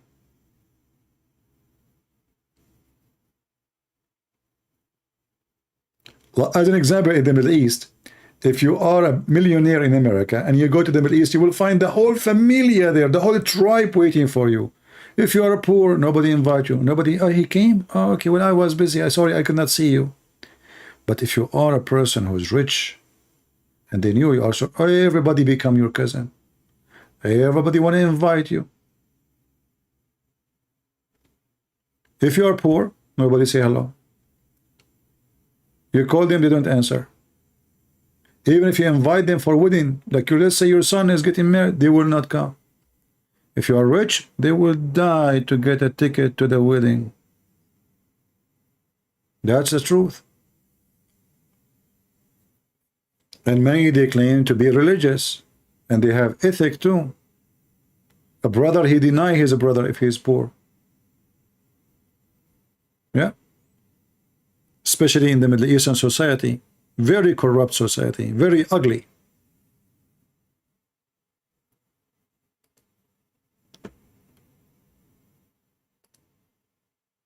The same family, if somebody is a doctor, everybody proud about him. If the other person, he's a brother, let's say he clean garbage in the city, his employee in the city, he collect garbage.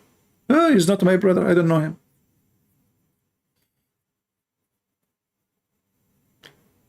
Yeah. However, at the end of the day, for us, appreciation is the key of happiness, is not how much money you have. If you appreciate what you have, you are going to be happy even if you have cancer. Do you know what cancer means? You are dying. You are dying. If you appreciate what you have, trust me, you are happy. And if you don't appreciate, it doesn't matter what kind of house you have, how much big the money you have, you will never be happy.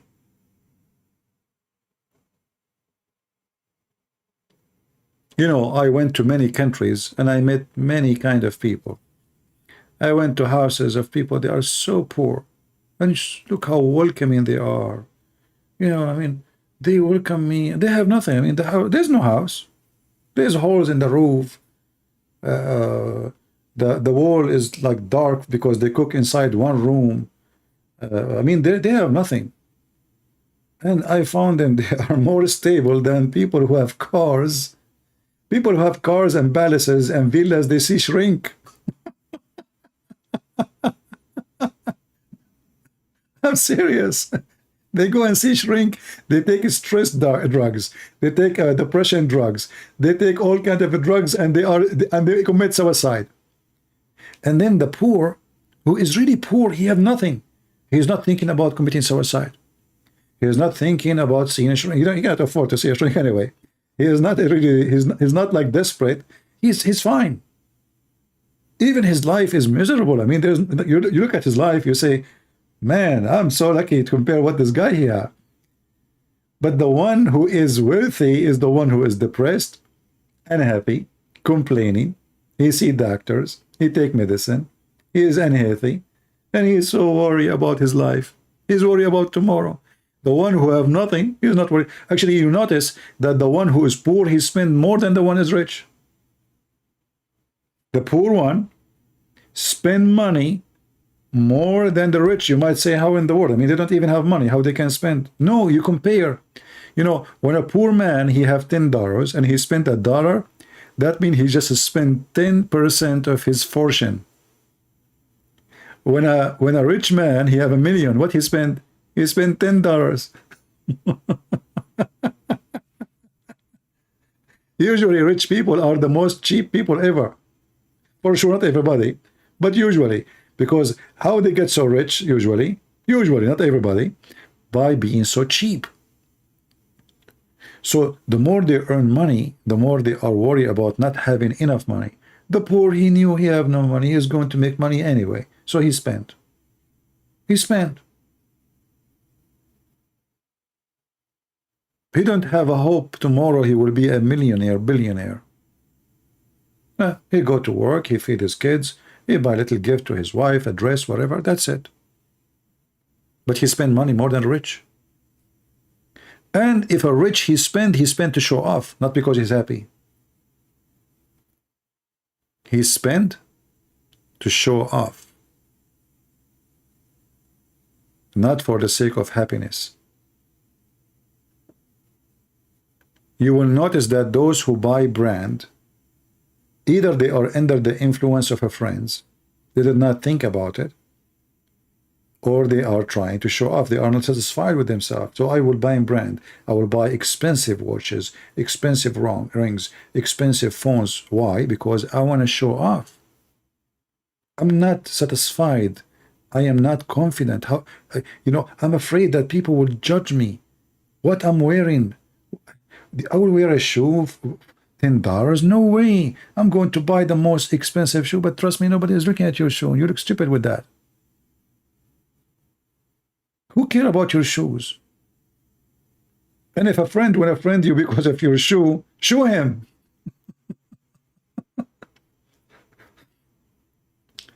You will see, you go to Asia, like some Asian countries, you will see somebody like he have a phone, iPhone 13. I say, iPhone 13, why you have iPhone? How much money you make? Come on. I mean, the guy, he spent half of his year's salary for a phone.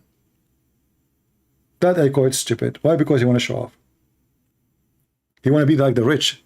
This is under the influence. You see, I mentioned there's two kinds. The one under the influence and the one who want to show off. The one under the influence, he tried to copy the one who they sound like they are rich or they appear to be. He want to be like them. He want to show off. Anyway,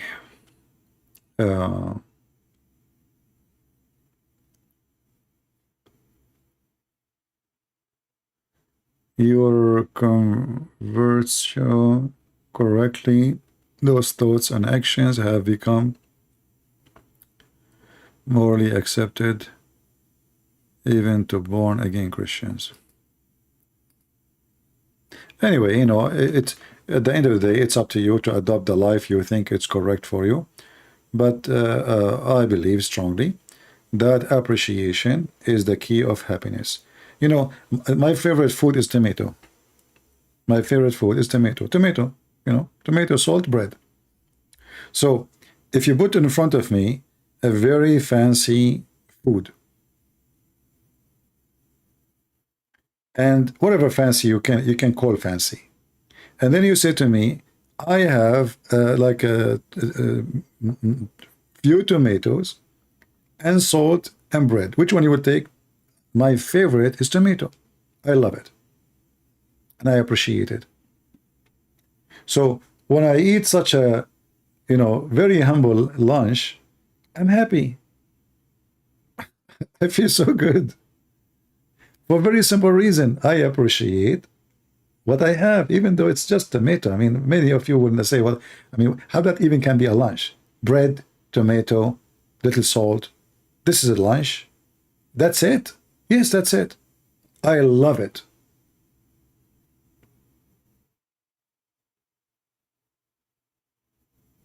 And this is since I was a kid. It's not like something new. Even my mom, she used to shout at me, wait, the lunch soon is going to be ready. I eat tomato. I get tomato, I cut it, I eat tomato, bread and salt. I'm so happy. So I learned since I was a kid that you can design your happiness. You can find what make you happy, and usually is not about how much you are spending or what people say about you. It's how you can be confident in what you know what you want. You know what you like. If you try to copy others just because they are shiny in front of you, you are just fooling yourself. Don't copy anyone. Don't eat in fancy restaurants. Don't. I don't really enjoy food in a fancy restaurant. I don't. I eat like once a day, and I eat a lot. Big meal. I'm saying tomato, I mean many tomatoes. So if people are looking at me, I mean, what this guy is doing? I mean, is he going to eat all this food? I eat once a day. I don't enjoy it. And you know how much money I would spend in a fancy restaurant to fill my stomach? What is fun about it? So I prefer a very humble lunch, which is good for me, make me happy, I'm satisfied, and nobody fool me with a big bill for no food. I remember once I was in the Philippines, I make an order, in the image, in the menu, it looked nice dish, you know, and then she came and she put the dish in front of me. It's in the size of ashtray. I said, what is this? She said, this is your dish, sir. I said, are you sure? Isn't it a sample?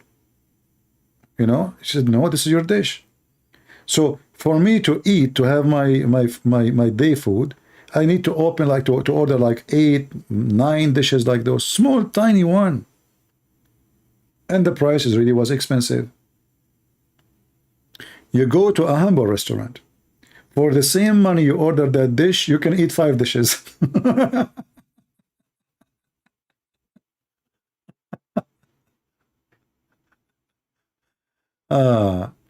No, I don't like. I like potato, but it's not my favorite.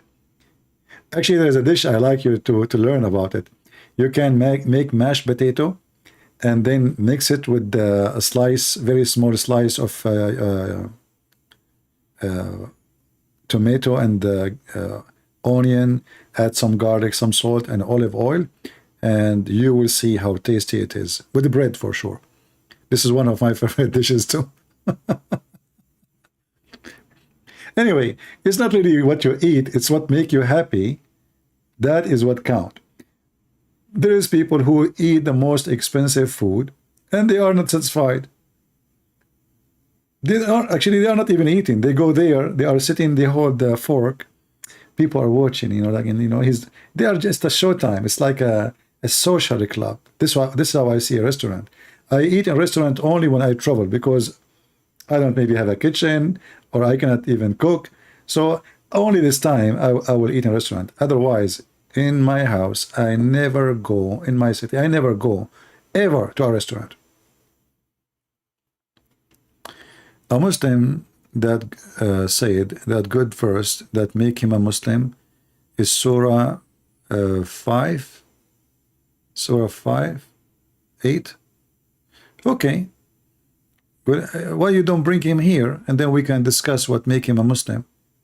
And I find it very funny that a person saying a verse made him a Muslim. That is the most stupid thing. So the whole Quran could not make him a Muslim, but a verse did. You know, it's like saying there's one screw in the car made me buy the car. You know what I mean? It's not the car, there's a screw. So obviously this guy is an idiot. So 5'8", what about 5'7"? It's not, Allah did not do his job? The whole Quran verses, Allah could not convince him except on this is a failure.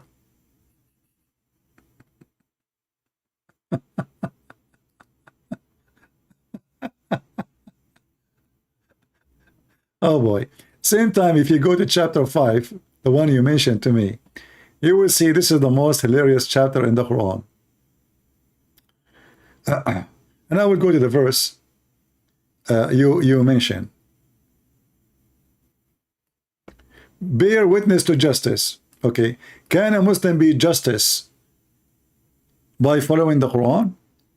The Quran says in the case of murder, free for the free, black for the black, or slave for a slave, women for the women. Is that justice? Here we go, bear justice. Bear justice, a man, he can beat his wife. Bear justice, steal the money of the Christian and the Jews and rape their women. Bear justice, you can have sex with the children. Beat your wife. So where is justice? Justice in Islam is an awkward word. It sounds like justice, the one we use, but have a different value. It's an opposite. Is it just that this God in the same book says, kill the Christian and the Jews and take their money? Is it just to say that a Muslim should not be killed for murdering non-Muslim? But if a Muslim, he murder a Muslim, he will be killed? Is that just? So the Muhammadan, they use certain words, sound good to you, because it's the same word we use, justice. But justice in Islam is evil. All right?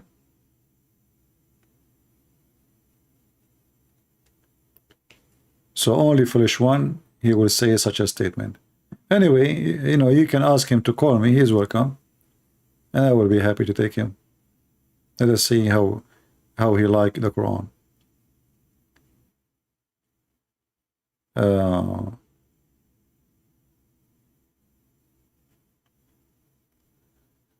Restaurant in USA is costly. You know, my friend, restaurant is a place of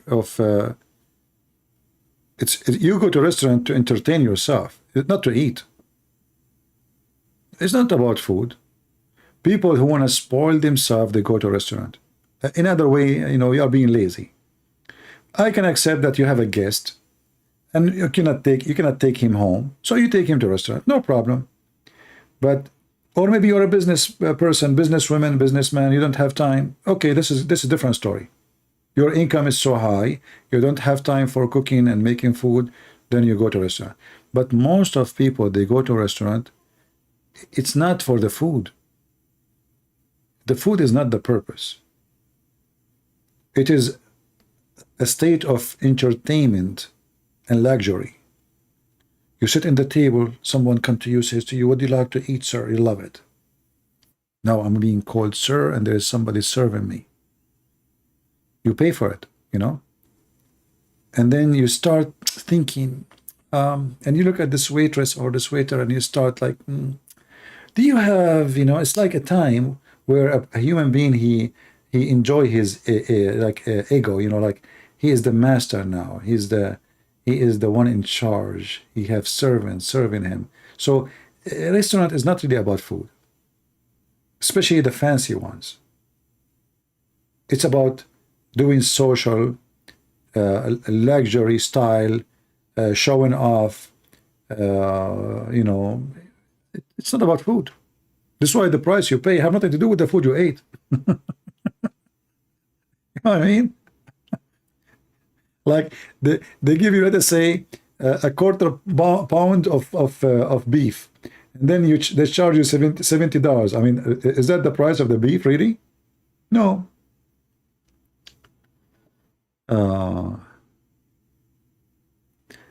You don't agree with me in the bad point? No problem.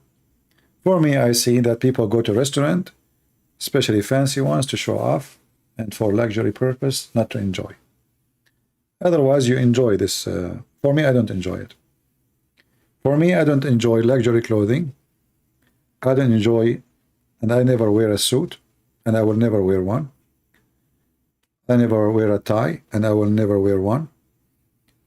I don't dress as people want me to dress, and I don't care what people think. I have an old car, and I don't care if people like it or not. And I'm happy with my life. People are different. You know?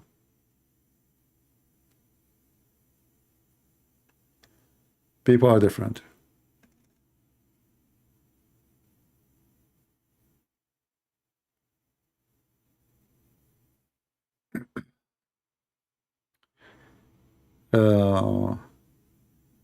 Suit for wedding?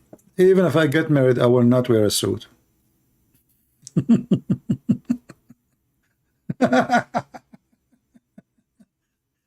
I mean, I did wear a suit long time ago, and this is why I don't wear it, because I feel like I'm in jail.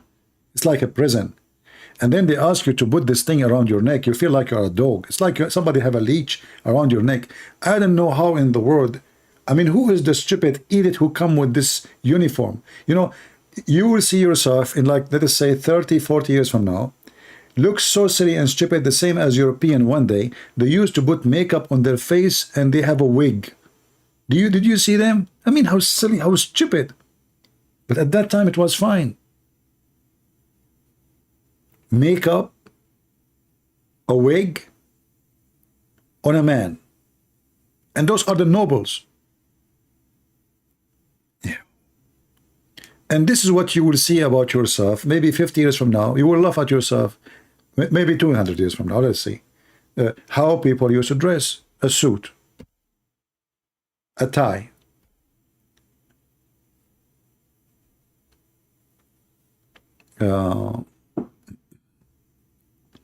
My friend, I answered you. I said, okay, I will make a video once. We will see about the shish kebab for Muhammad. No problem. I answered you. Do you wear like al-fadi? No, I like to wear casual. I don't dress any formal dress.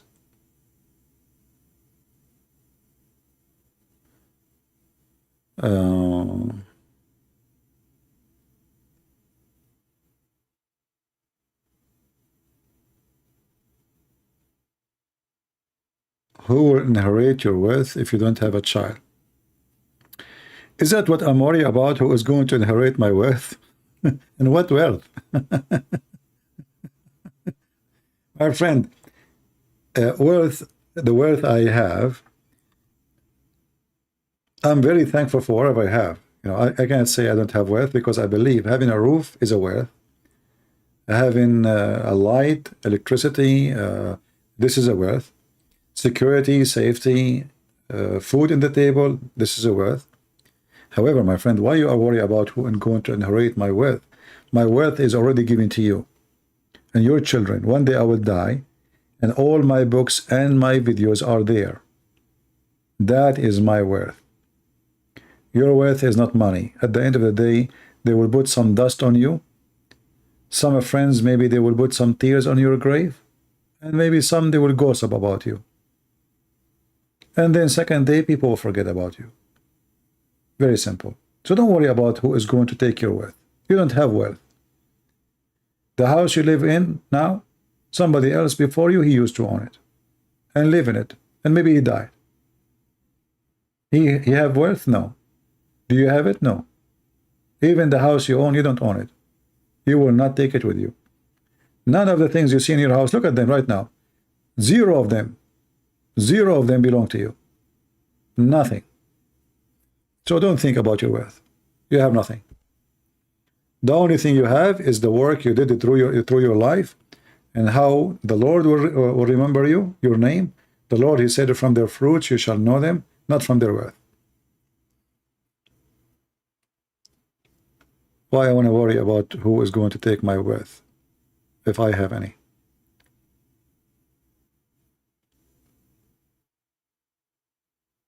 You know, I know a story of a guy. He is very, very rich, but he's very, very cheap. And this is a true story. And even his son, he is actually relative to me. But he's very cheap, extremely cheap. His father, he owned many gas stations, many, so many, and he owned even the big trucks, the convoy for oil. I mean, he's so rich. One day, his father was driving, and the road blocked with the snowstorm. The police, they blocked the road because anyway, you cannot drive. So they told everybody there is a hotel there. They have even the government trucks, big trucks for the army, to carry the passengers who they are stuck in that location, to carry them to the nearest hotel. This guy, who is a very rich man, he refused to go to the hotel. Why? He don't want to pay money. He said, don't worry about me, I'm going to stay in my car. Second day, they found him dead. Dead. He was so cheap to the point he died because of how cheap he is. And then his son, he inherited. His son, he changed car every few months. He spent like crazy because his father was driving them nuts about how cheap he is. He don't even allow them to bring friends to their houses because they don't want to serve coffee. Madness. And then he died like a rat. All the money he saved is gone to his son, and his son is spent wherever he go. He's the opposite of his dad.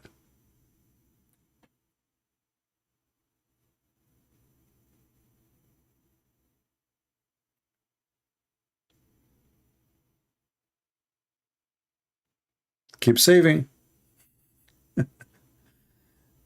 My friend, Knights, you told me, I put the verse you asked me for in the screen. What's wrong with you? Are you going to keep posting this? What's wrong with people? Almost then he liked those verses. Okay, we answered you. And what about all the garbage we show every day here? He's liked 2 verses, 3 verses in the Quran. Let us assume in the Quran there is 10 verses, they are good. What about the rest?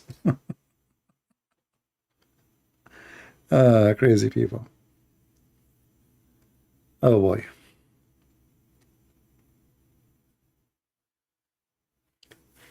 Yeah, you are rich as how much you enjoy your wealth. And wealth, the word wealth can be different from person to person. A villager, he have a few chickens and a goat. This is his wealth, and he enjoy it. A billionaire who is like Elon Musk, he own tons of billions of dollars. I don't know if he is happy because I think his life is not really a happy life. You know, those people, they cannot even move around without security, without bodyguards, I mean, your life is different. So you gain something, you lose a lot. Always when you gain, you lose. There's no gain without lose. Never. You gain wisdom, you get older. Right? You gain only when you lose. You don't gain without losing. You become celebrity, you lose. You don't have a freedom to walk in the street. People chase you. People who love you, people who hate you. You can't even sit in a coffee shop to drink your coffee like anyone. You lose.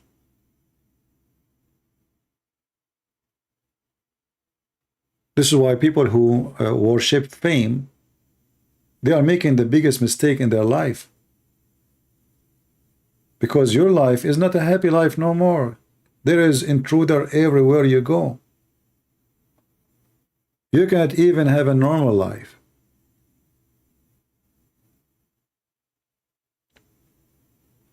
But still, there's a lot of people worship to be famous.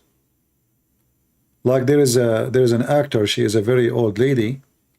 They used to talk about her before. in a newspaper, magazine. Looked like she was famous before. I saw her news, maybe this is like 5 or 6 years ago. You know, nobody talked about her. So what she did, she is 80 something. She took naked pictures of herself in the shower tub and posted online. Why? Because she wants people to talk about her again. Looks so bad. She just want to seek attention, and yeah, she become like very again in the newspaper, you know, but in a funny way. People making fun of her. So there is some people, they are wise, and there is people who they are fool. The wise, he don't seek a glory of what the world think it's a glory, to be famous. A wise person, he seek to live good, to be happy. Famous not what make you happy. It doesn't. A lot of people will hate you. A lot of people will love you, and you are lost between. You might even be threatened. You might even get killed. And then when you become celebrity, your life is expensive. So the more money you make, the more poor you are. Because now you have to fit with the new lighting you are in. You know, like now you are famous. You have to spend. What car you have, what house you live in. You will see that someone like Michael Jackson, he died and he have a, you know, he borrowed from Muslims more than $6 million. After all the money he made, he's borrowing money. He cannot even pay for his shopping in Dubai.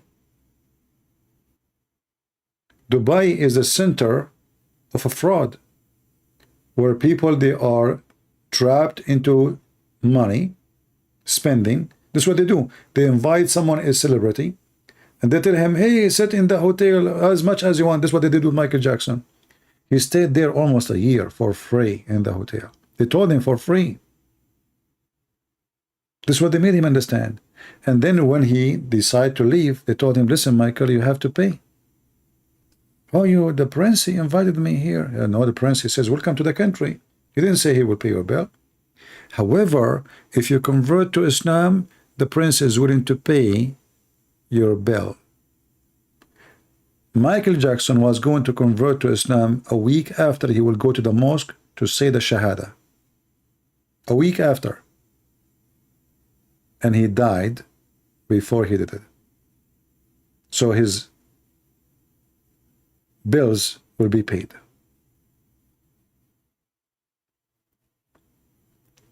You will notice that all those people who speak about converting to Islam, they convert in Dubai. Andrew Tate. What is the other person? Sneeko. The one you mentioned his name, Bobby. All this is from the money, the wealth of Dubai, you know. Those people are worshipping money, and this is where the money is.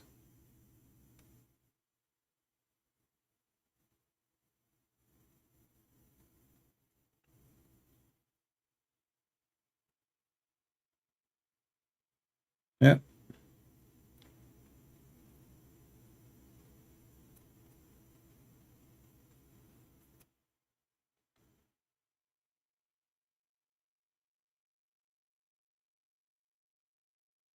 How can I make transcript in English?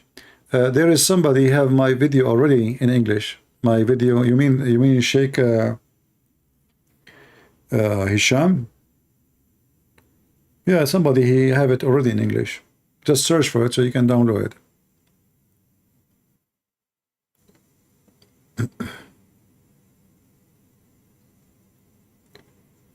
Give a chance to Christians to call me once a week. No problem, we can do that.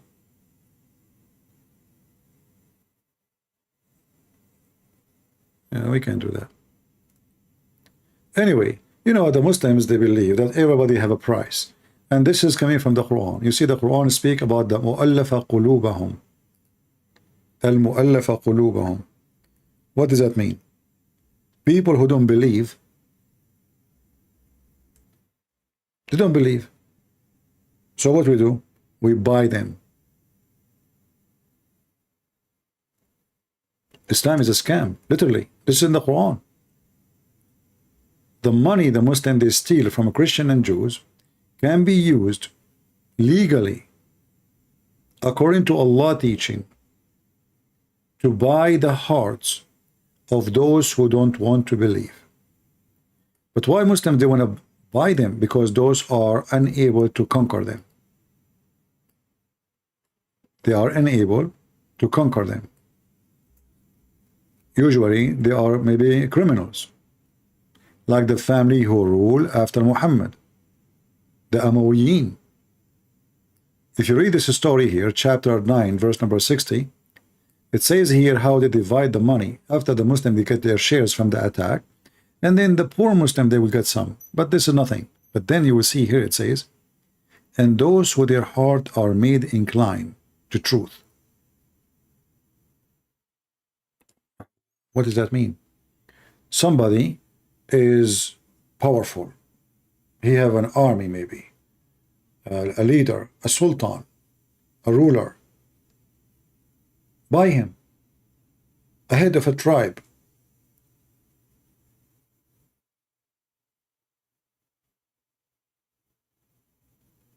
There's many like leaders, let us say in Africa. A leader of tribe, you know, in Africa, if you give $1 million, there's a lot of money. A lot of money.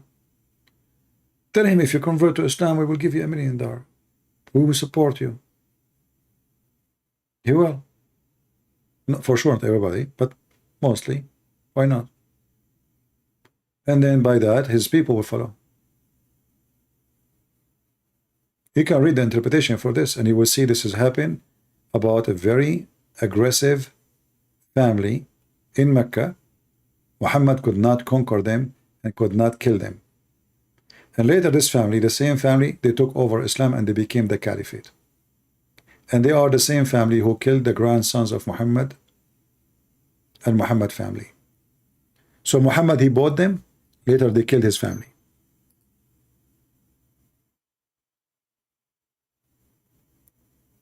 All right. This is the return of an evil act. He bought them. He thought by buying them, he won. Well, he won that they are criminals, but he forgot that the criminals, the first thing they do, they will bite you too. And this is exactly what they did later.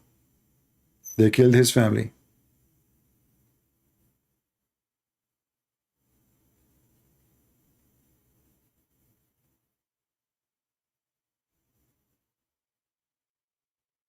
Anyway, I think we have enough for today, and I hope that we had a good time together. As you know, I don't keep my videos for long, so feel free to download them if you want, but soon I will do some cleaning to my channel, so feel free to download if you care to download.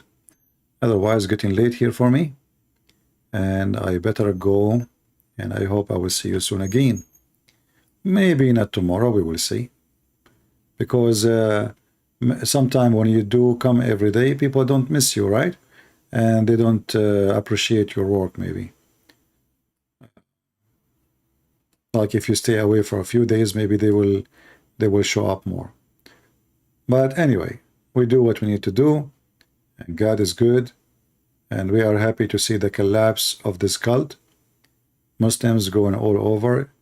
And if the video is long for you, you can cut the part where, you know, I'm showing the videos about those Muslims attacking each other and how Islam is strong. You can shorten the video as you wish. All right. I want to say thank you, guys. May the Lord bless you all. And if I offend any one of you, I'm not a person who apologizes for offending, because you know I offend. It's part of my job to offend. But if I offend you, I'm not offending you because you are my purpose, or let us say to make you feel bad, just to put you down. I make people feel bad so they can correct themselves if they are doing wrong. If you care for people, you say to them the truth. If somebody's clothes is dirty, you say they are dirty. You don't say they are clean. You don't say they are clean. If somebody doing wrong, you say to him you are doing wrong. The one who agree about everything you say is not your friend, is your enemy. Trust me, he is your enemy. A true friend, he opposes you when you are wrong. And then by time you will notice, oh, I wish I listened to him. And then you will notice that he was a good friend. But maybe it's going to be too late. So always consider a friend who opposes you more than he agree with you. Usually those who agree about everything you say, either they have no character, which means they are just a bunch of fools, or they are hypocrite. They don't care really what you do. In fact, maybe he is happy that you are stupid, so he don't want to correct you. So you look bad. You know, you will see a man, he is going to a meeting, and then he met all his employees. He is maybe CEO of a company. Nobody told him that his zipper is open. Employees turn their head, they are gossiping, they are laughing. Somebody want to take a selfie, and then there is a guy, you know, he is the janitor, you know, he's not the manager. Sir, your zipper is open. That is the guy. That's a good guy. The janitor. All those who make money from working for you, make living, none of them say to you, your zipper is open, either because they are afraid of you or because they are a hypocrite. They praise you however your condition is. But the janitor is a simple man. Sir, your zipper is open. That is better than all of them.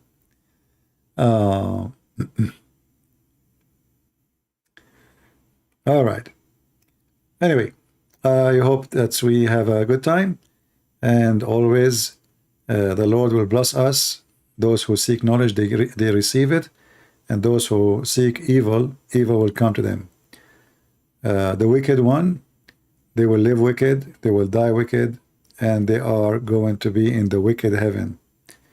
Those who they have a good heart, even if they are victims, you know, you can be a victim because you have a good heart, which means make you feel like you are a loser. Somebody use you, somebody throw you, somebody scam you. You have a good heart, you believe them. Even this one is a victorious. Because the wicked one, he might have a victory now. But what about tomorrow?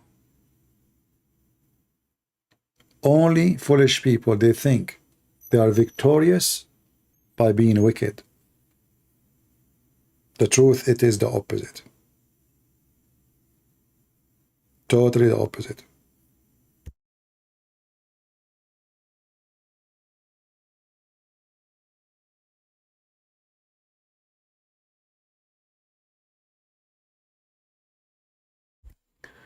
Anyway, I wish you a good time. For those who live in the state, happy 4th of July.